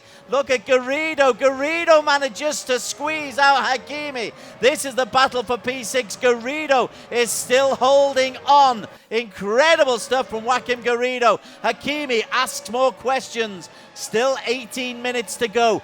No change up at the front. Yeah, so this is a great battle. Garrido's in all the... Oh, Hakimi all the way around the outside. Perfectly done. And now he has the inside for the next corner.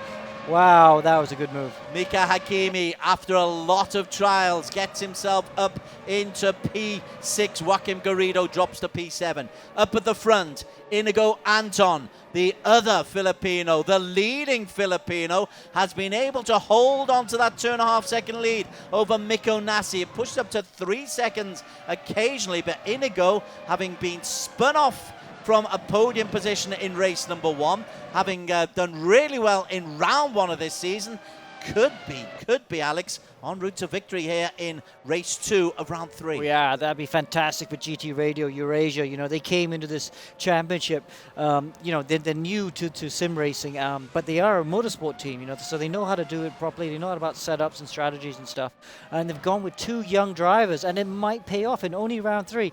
I did think that they were capable of winning races. I just didn't think they were capable of winning races so early in the season. So Inigo Anton, 17 minutes to race. It's a 30-minute race. It is about now they might be thinking of pit stops. This might be a bit early, but 1 lap, maybe 2 laps more, almost certainly. Yeah, I think so. The thing is, if they come in now, they'll have to put on hard tires again because the softs and mediums won't go to the end of the race. So, but if they can stretch out these hard tires to maybe like 10 minutes to go, maybe they can put on medium tires, maybe even soft tires, which will give them a lot more pace in the closing laps. These are the front 2, Anton and Miko Nasi. Big gap behind them to Nakib Aslan. Let's have a little look to see how Colin Lee is doing. We don't often get on board with the Wolf Virtual Racing team. Colin Lee currently in P10. He's got Alvin Yak for company. So Alvin Yak and the 2 teammates are really battling within each other as Alvin Yak decides to go right past Colin Lee. We went on board Colin at just the wrong time for a highlight reel for him. Yeah, so they're working together, obviously, in the middle of the pack right now. Maybe they're thinking about points. It felt that like Colin just let Alvin through at that point. And there they are, their fantastic studio. These guys race from the studio. And of course, Wolf Virtual Racing is an esports team. This is their first time that they're in sim racing, and they're learning as they go, but you can see what a professional outfit they already are. I can tell you, Inigo Anton's lead is being closed in by Mikko Nassi at the front. It is now just around about a second. That's Mikko looking backwards, that's Mikko looking forward, and he's had a quick lap, a 1:27.0. 7/10 made up on Inigo Anton on that last lap, Alex Young. Yeah, so I mean, and it all comes in that the last sector, Anton is actually, I think, if anything, a bit quicker than Nassi.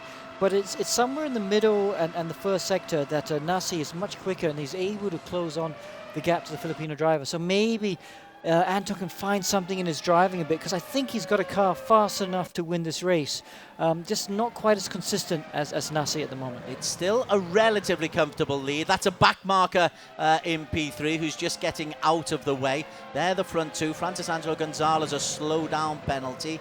Again, right, now then, we're into the second half of the race. Tactics now become absolutely critical. Who blinks first? Yeah, that's a good question. Now, we saw these two have a great battle in race one, didn't they? Nassi was very close. Yeah, he's right on the window. So Anton is not good at turn 10. I really feel turn 10 is where he struggles a little bit. This corner as well. Nassi is just so good through these two corners. But now we're into the last sector of the lap. As long as he's got to defend the inside, though, because Nassi's got the DRS open. And is he defending the inside? No, he's not. He's allowing Nassi to come down the inside.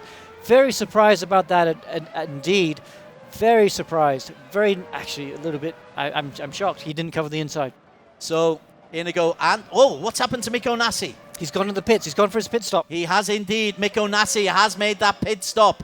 Gosh, he disappeared. Whelan Choi, I need to tell you, has been disqualified for ignoring a penalty. So Whelan's race is done, as is Daniel Rain Ois, as is Chern Luz. But Mikko Nassi in the pits. It means that Inigo Anton is the race leader out on the track at the moment. Nakib Aslan, let's keep an idea on Nakib. Nakib has stayed out there as well, Alex. Yeah, so...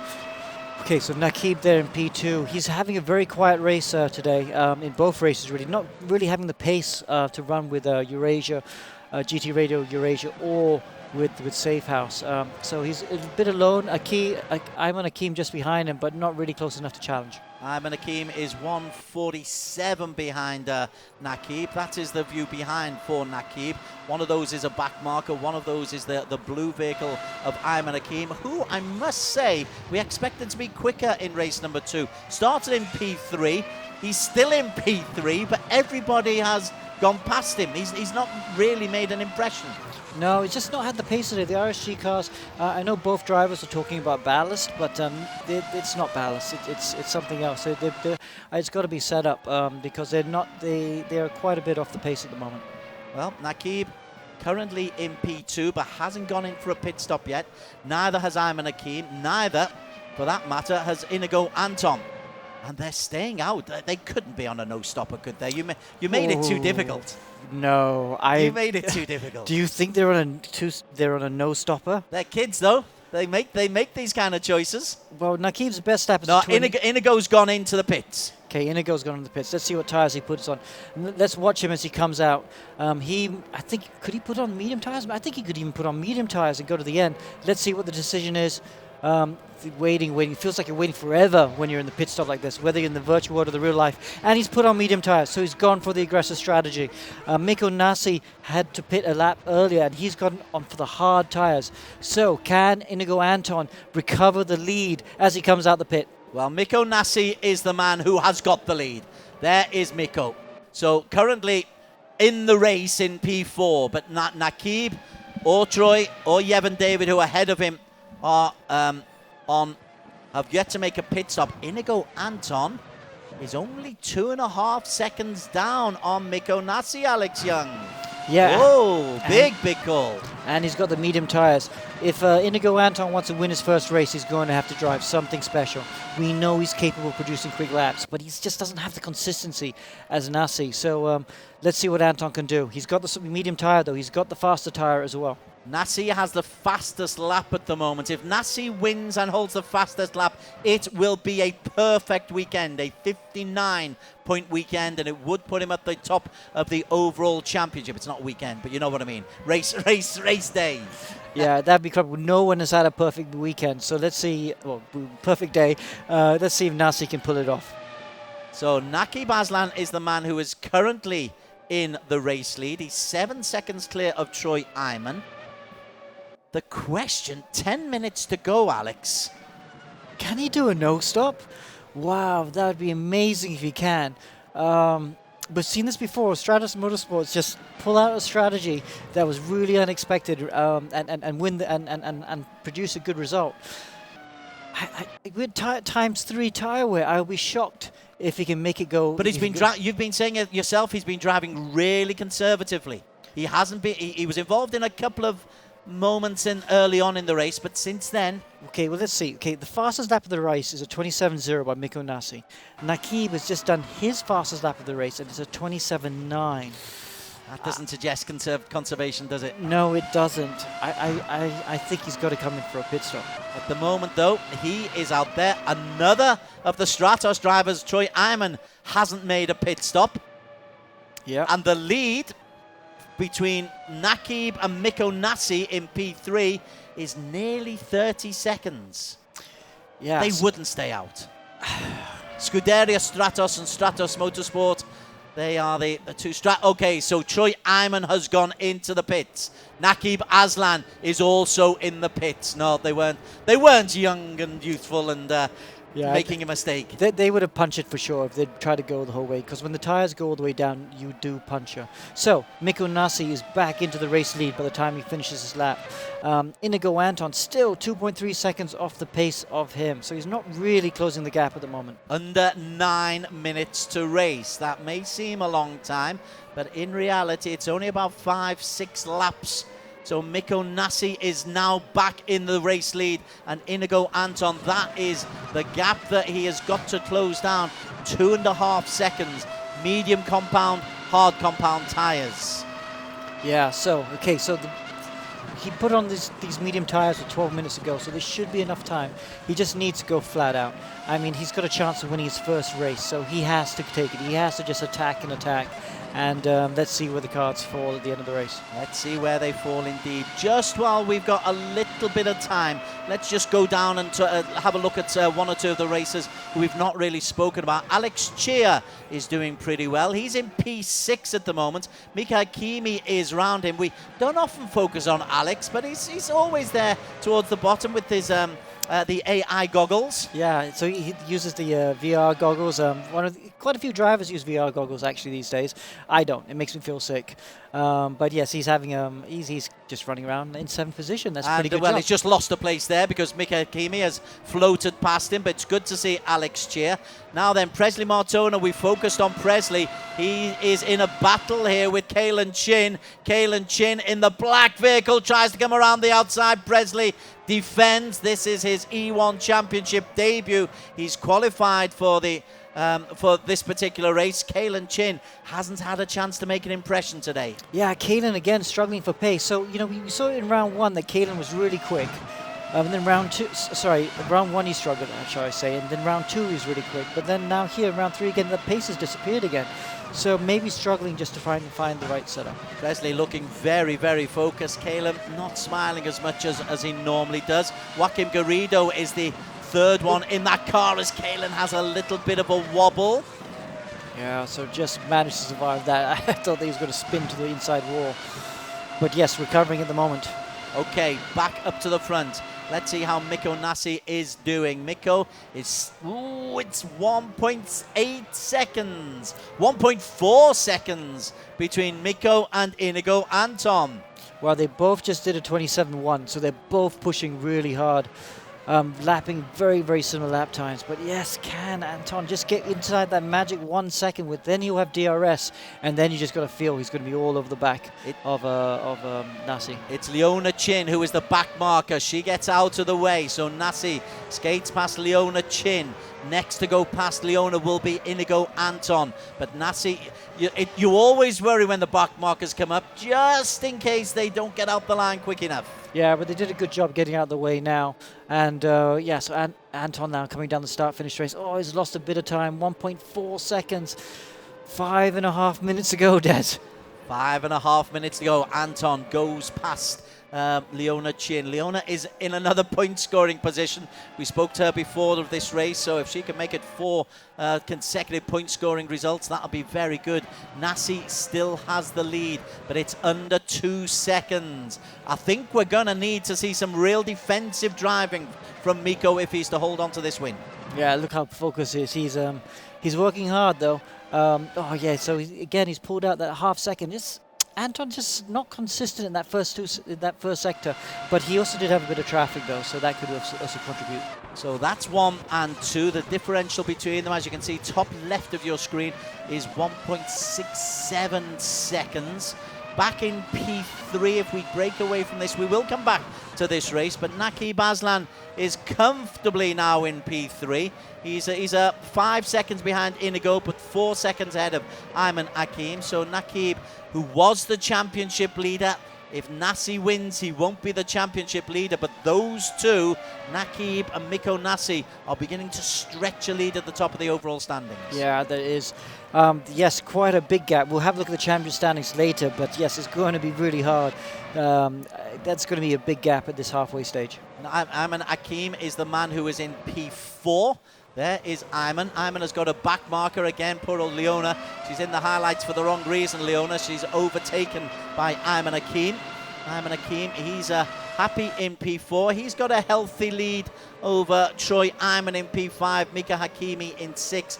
In terms of actual racing, there's not a vast amount going on at the moment, but it is just a case of up at the front, can Mikko Nasi maintain his pace? Let's go back up to the front. Here is Mikko Nasi. The lead is back up to 3 seconds, Alex. Yeah, I think Anton's had a good go, but I think those mediums are deciding to go, no, it's not going to happen.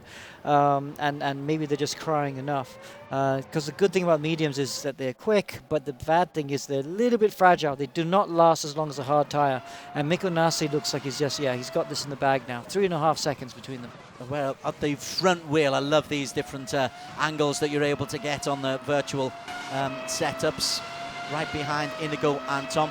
He's not in much danger. Oh, mind you, I tell you what, who's closing up on Inigo Anton? I tell you, it's only 3 seconds between Naqib Aslan and Inigo Anton. Naqib suddenly put in a 26.7. Fastest, no, he had so best lap of 25. Yeah. He has posted some quick laps. Yep, so Naqib did a long stop, so he put on the soft tire, and he's now got the fastest lap of the race at 25.8. He's going to catch Anton. So we were wondering whether Nasi would...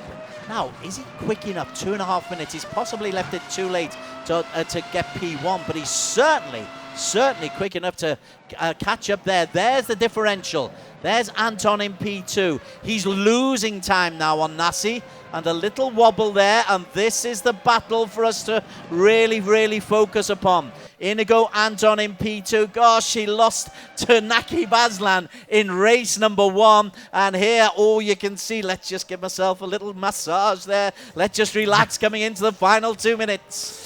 Yeah, that car's really struggling. I think those medium tires are done.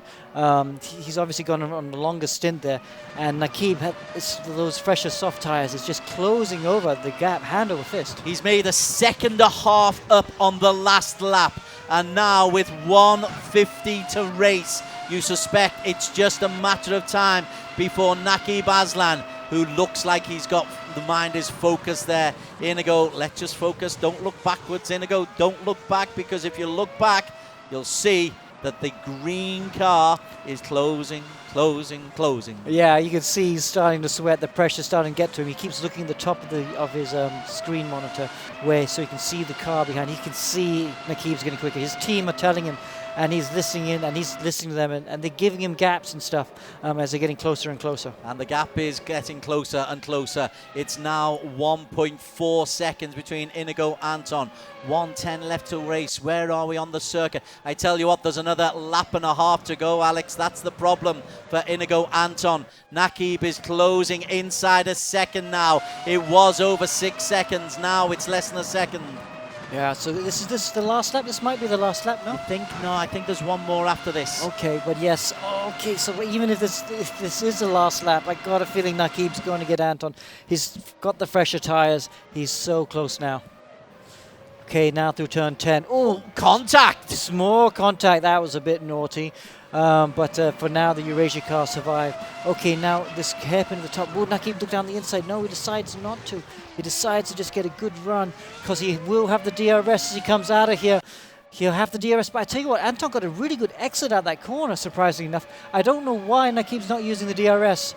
And Wow. three more corners to go. Tell you what, it could be the end of the race, you know. It could be the end of the race. Mikko Nassi is coming round corner 16. And is he going to win the race, or are we going on to one more lap? Mikko Nassi as Inigo Anton. Mikko Nassi. One more lap. One more lap to go. One more lap to go. Inigo Anton receives a penalty for track limits abuse. He has to slow right down. It means Nakib Aslam has got past him and is in P2. So it's almost going to be a lap of honour for Mikko Nassi. But what an opportunity for the perfect weekend. Who's the fastest lap of the weekend? 1:26. Nakib. It is Nakib, isn't it? Nakib's 1:25.8. So that he'll get 2 points for. So Mikko Nassi did not quite get the perfect weekend. He did not get fastest lap today. So Nassi, but what a weekend. Not bad. Not 57 bad. out of 59 is not bad. Yeah. Let's just quickly go back. There's a great battle here right now between Yevon David and Mika Hakimi. Oh, he's all over the back of Mika. And just ahead of him, they got a back marker, I think. Oh, it's going to all come together. Yevon David gets a good exit out of turn 6. Hakimi in the blue, Yevon David in the green. Oh, Yevon tries to go outside and Mika Hakimi is able to hold on. We've got to go back to the front, Alex. We've got to go back to the front, I'm afraid, because Mikko Nassi is closing in on this race. Mikko Nassi has got a 9-second lead. We've got to stay with Mikko despite what's going on with Mika Hakimi. Mikko Nassi picks up back-to-back wins. We get the good finger from Mikko Nassi as the Singapore-based Finn takes his second victory. Nakib Aslam makes it 2 podiums on the same day. Ayman Akim will come through into P3. And Troy Ayman will make it a good day for Stratos onto P4. Now then, that other battle between Yevon David and Mika Hakimi. Mika Hakimi has got... Hakimi's trying to make a move. It's a back marker in front of them. Leona Chin does... she got in the way there. Yevon David finishes ahead of Mika Hakimi. Ayman Hazik in P7. Kalen Chin in P8. Mikko Nassi it is who is in P1. Well, we're going to have to talk to Mikko Nassi straight away, I think, aren't we? Fantastic. Really, really impressive performance by the Finn. So, Mikko Nassi, let's go and have a talk to him, Alex, if we possibly can. Yes. So, Mikko, what a result, eh? You must be, well, needless to say, you're pretty happy with that. Can you hear us now? Okay, so I think he just disconnected, so he can't hear us at the moment. So let's talk to Wei Liang. Wei Liang, the team boss of Safe House. Wei Liang, what do you think of your driver? To a bit of He got disconnected, didn't he? Yeah, for both rounds, but Mikko just he just went in the zone and 0 for 2. basically just yeah, it was Nakib Aslan coming through into P2. We'll just try and get on P2. We'll just try and get on. All right. I'm an Akim in P3. Have we got Mikko? Is that, do I hear? No. Miko goes into the pits, but what a weekend for Miko Nasi, Alex Young. Yeah, well, we'll talk to him later at the end of the show, but 57 points for him. There's the confirmation of the results. Nasi from Naki Baslan, Ayman Hakim in P3, Troy Ayman 4, Yevon David 5, Hakimi 6, Ayman Haziq again, points for Ayman Haziq. He does well, the ERGP racer. Black Wolves Kalen Chin in P8, Joaquim Garrido and Colin Lee a place in the top 10. Inigo Anton, Alex, finishing down in 12th. Yeah, I think he might have picked up a pit puncture on the last lap because he was very slow in the last lap, dropped all the way back. Inigo Anton, what do you have to do to buy a break, young fella?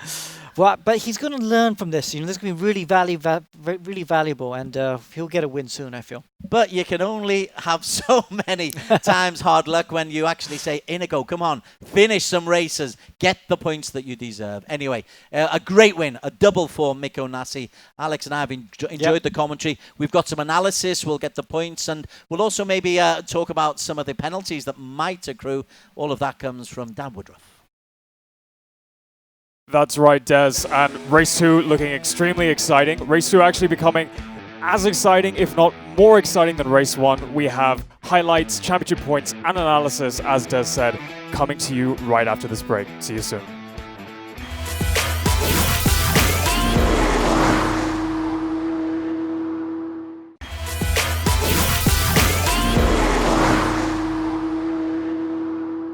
I think one of the most challenging tracks for me would be Dubai, because I don't drive on that track often. The Dubai Autodrome because of the super high technical on the course itself. I think the most challenging track would be Shanghai, mostly because it doesn't go well together with the long straights and the tight corners. I would say Bathurst would be the most challenging track for myself. I would say it's Bathurst, definitely the most challenging track that is listed down there in the 8 tracks. Bathurst was one of the many elevation, tight turns, and the wall is right next to you. I also think Bathurst in Australia, that Australian track will be also challenging.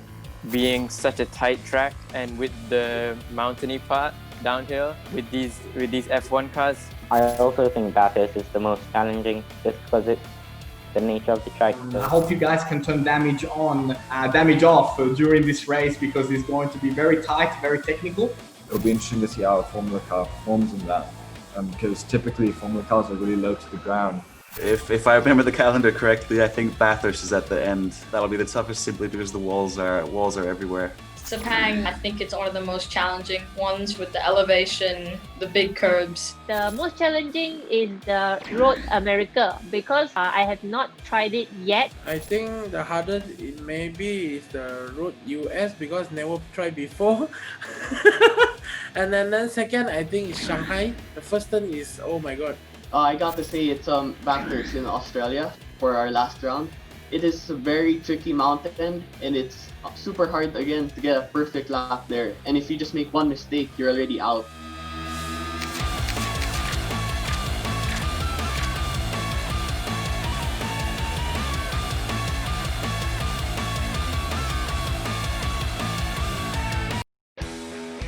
And welcome back to the E1 Championship. We've just finished Race 2 and Race 1 earlier on in the show here at Round 3 at the Dubai Autodrome. If you have missed any of the races, don't forget you can check out all the reruns on our Facebook page where we have the live streams at the E1 Championship, as well as on our Instagram and our Twitter with our handle at E1 Race. Now, just now we had a look at what our drivers thought were the most difficult tracks. I think there was an overwhelming response for Bathurst, which, Alex, ironically, is probably where the last race of the season is going to be. So that's going to be a real mix-up for the championship. Yeah, so it is, because it's a street track basically. It's within the, in my view, definitely the top 5 tracks in the world. You know, it's one of these rare tracks. You get these huge elevation changes. When you go over the skyline, you see nothing but sky, and then you go down. And so that's really, really fun track to drive, but it's walls everywhere. So even the small touch of the wall, you're going to break the suspension, you break the wheel. So it's going to be a high pressure race, especially it's the last round, and there's double points as well. Exactly, and the interesting thing about the Bathurst circuit is that it is a street track. So Yeah. as you said, there's walls there. Just now we had a look at race 2 at the Dubai Autodrome, and you would have seen on the side of your screen track limits. And this is a penalty that keeps coming up for all of the drivers, and it's when the drivers actually go off of the white lines that demarcate the edges of the tarmac. That is the track limits, and when you cross over it, the steward is going to come in. Sometimes that's you. Yeah. That's actually a job you have, giving drivers a penalty. Yeah. But Bathurst, they don't have that option. There's no track limits, is it? It's just a big concrete wall, and that's it. You break your car. So yeah, it is tricky indeed. But you know what? It's the last race of the season, so the drivers are going to get better. Kind of interesting, Leona said Road America. I really like that track. It's a really, really fun track. I'm quite excited about going there. It's not really a well-known track here in Asia, but it's very well known in America. It's like Spa in the fact that it's fun to drive, really fun to drive. It has some elevation changes as well, but massively long straights. I mean, when you've got the DRS, you're going to have a lot of overtaking. It's going to be a bit of a slipstream fest when we go there. And with you talking about drivers getting faster as the season goes on, just now we heard from Miko Nasi saying that Bathurst is what he thinks is the hardest track on the season. But with Miko, the impressive thing is he's back. Yeah. You know, we knew he had the race pace. We know he has the skill, both in e-racing and in the real world. But in the last 2 races, despite his strong performances, he just hasn't had that race pace. But today, he's just pulled something out of the bag. Yeah. Setup. The car looks so much better. You could see in Shanghai they were really struggling. Again in Shanghai they ran high downforce, but they were struggling with the back for traction and stuff.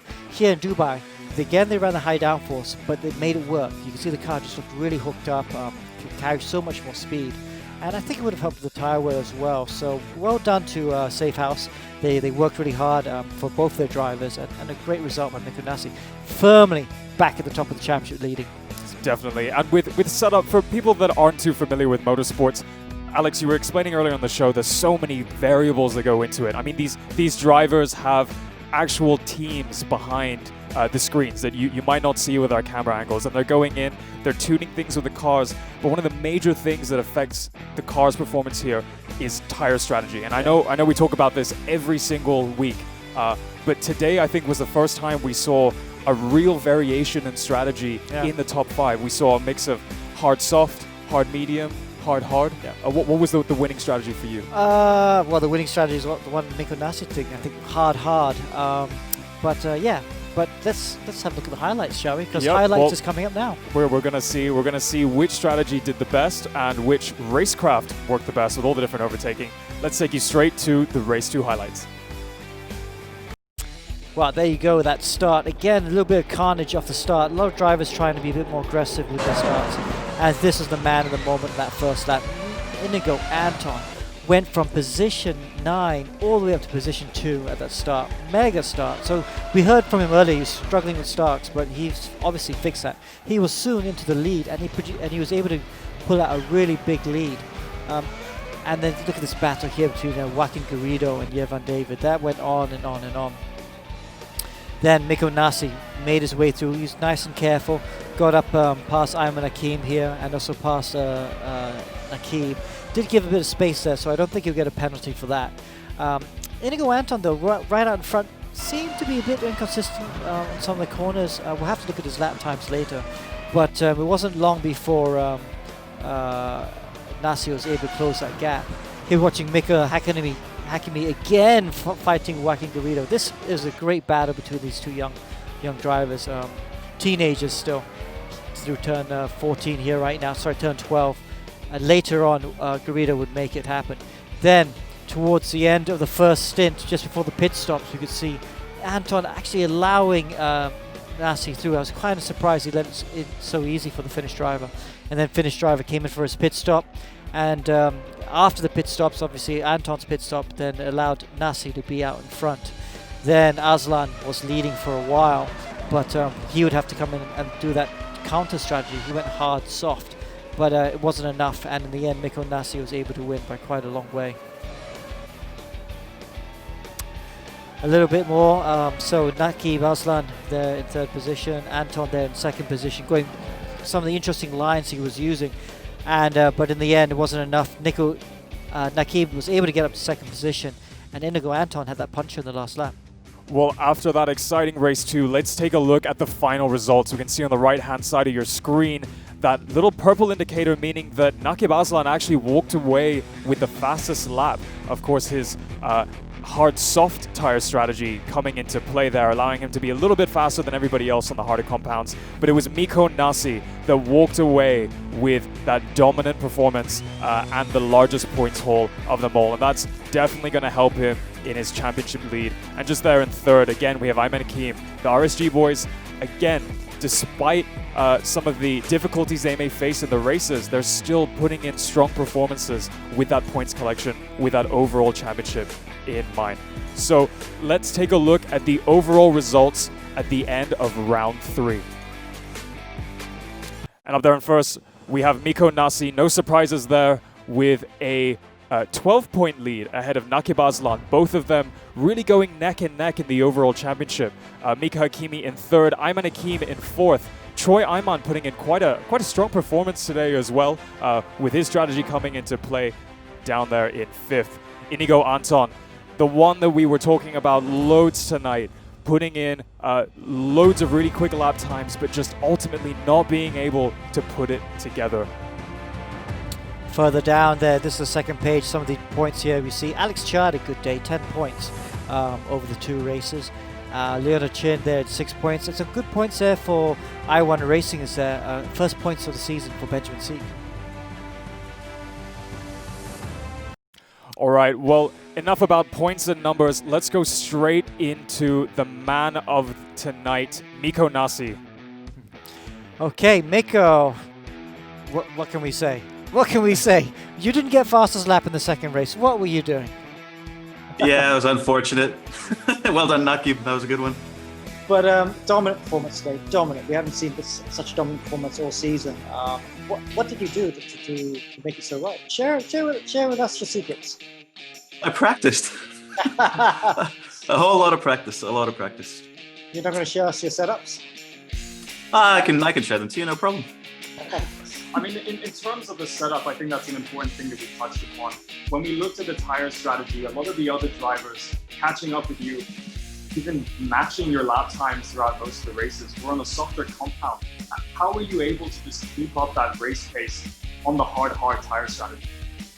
Yeah, I mean, I did the calculations on it, and I knew a hard medium wouldn't work for me because it's just way too risky to try to save the tires enough to make it work. You risk a puncture, so hard was really the only option that I could go for. And maybe a few drivers thought that it would only be 20 laps rather than 21. Oh, yeah. And with the dominant performance there as well, it was ultimately down to that excellent racecraft of yours, making the really kind of decisive maneuvers. What are your favorite corners to attack on this track? Yeah, because of the setup difference, I guess. I mean, I noticed 1 or 2 drivers, I think made some last-minute setup changes to go more towards our direction. But yeah, underbraking because of the setup changes. It was all underbraking. All right, well, perfect. Miko, congratulations for tonight. We're excited to see how many more points you can collect throughout the season. Yeah, good luck for the next round. We'll speak to you soon. Thank you. Thank you. All right, well, we're going to have another look at the highlights and the championship points coming to you very soon. But first, a quick break.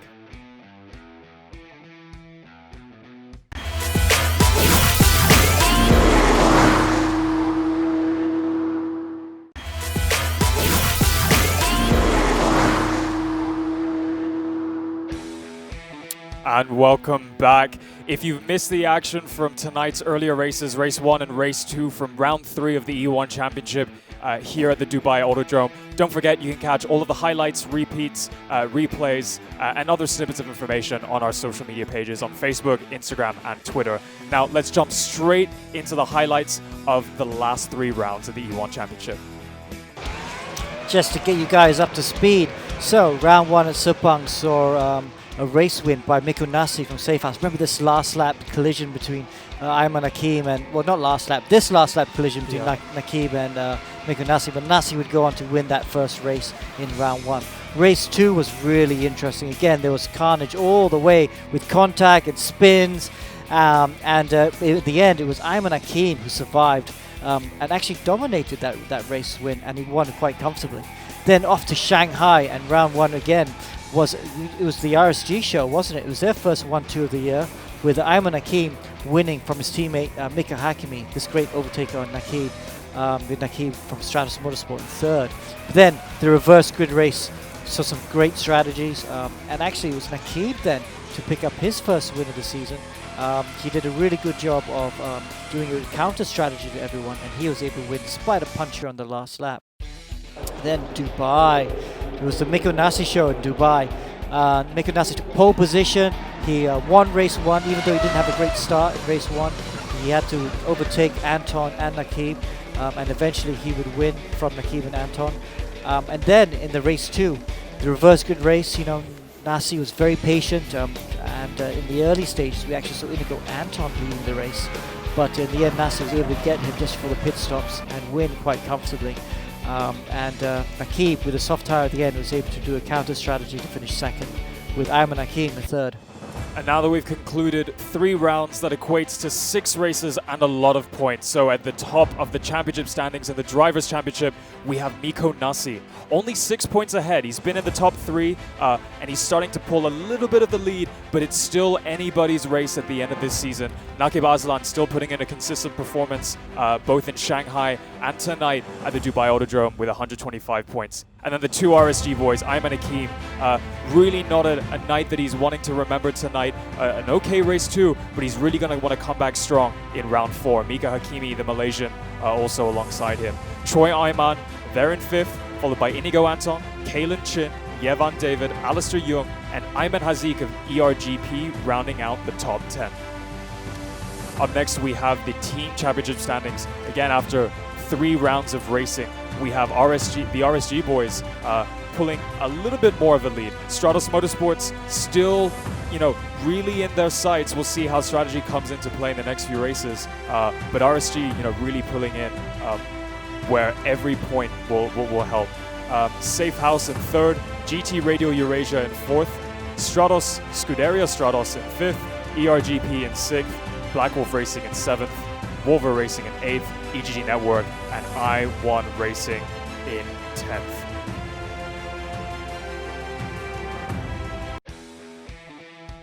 We're almost halfway the championship, but the round points 3 are of still 8. Yeah, the points are still so close. Yeah, so I mean, we've seen a bit of a gap between Nakib and Mikko Nasi's pulled out over everyone, especially from today's racing. But there's still a lot of racing to go, and the team championship is super close right now. Yep, and it's going to get even more interesting in the next round because we go to the legendary Imola circuit in Italy. We leave Asia, the Middle East, we move on to Europe in this part of the calendar.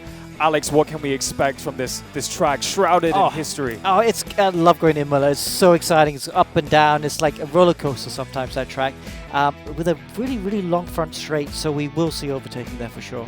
We're going to see some great onboards as well. I can't wait to show it to you. But that's all we have for tonight, folks. Plenty more action to come this season. My special thanks to Alex and Des. If you guys want to stay up to date with all the action information, again, don't forget to follow all of our social media pages. We'll be back again here at Thursday night, 10 p.m., 8 p.m. +8 GMT. Until then, stay safe. Good night. Good night. See you soon.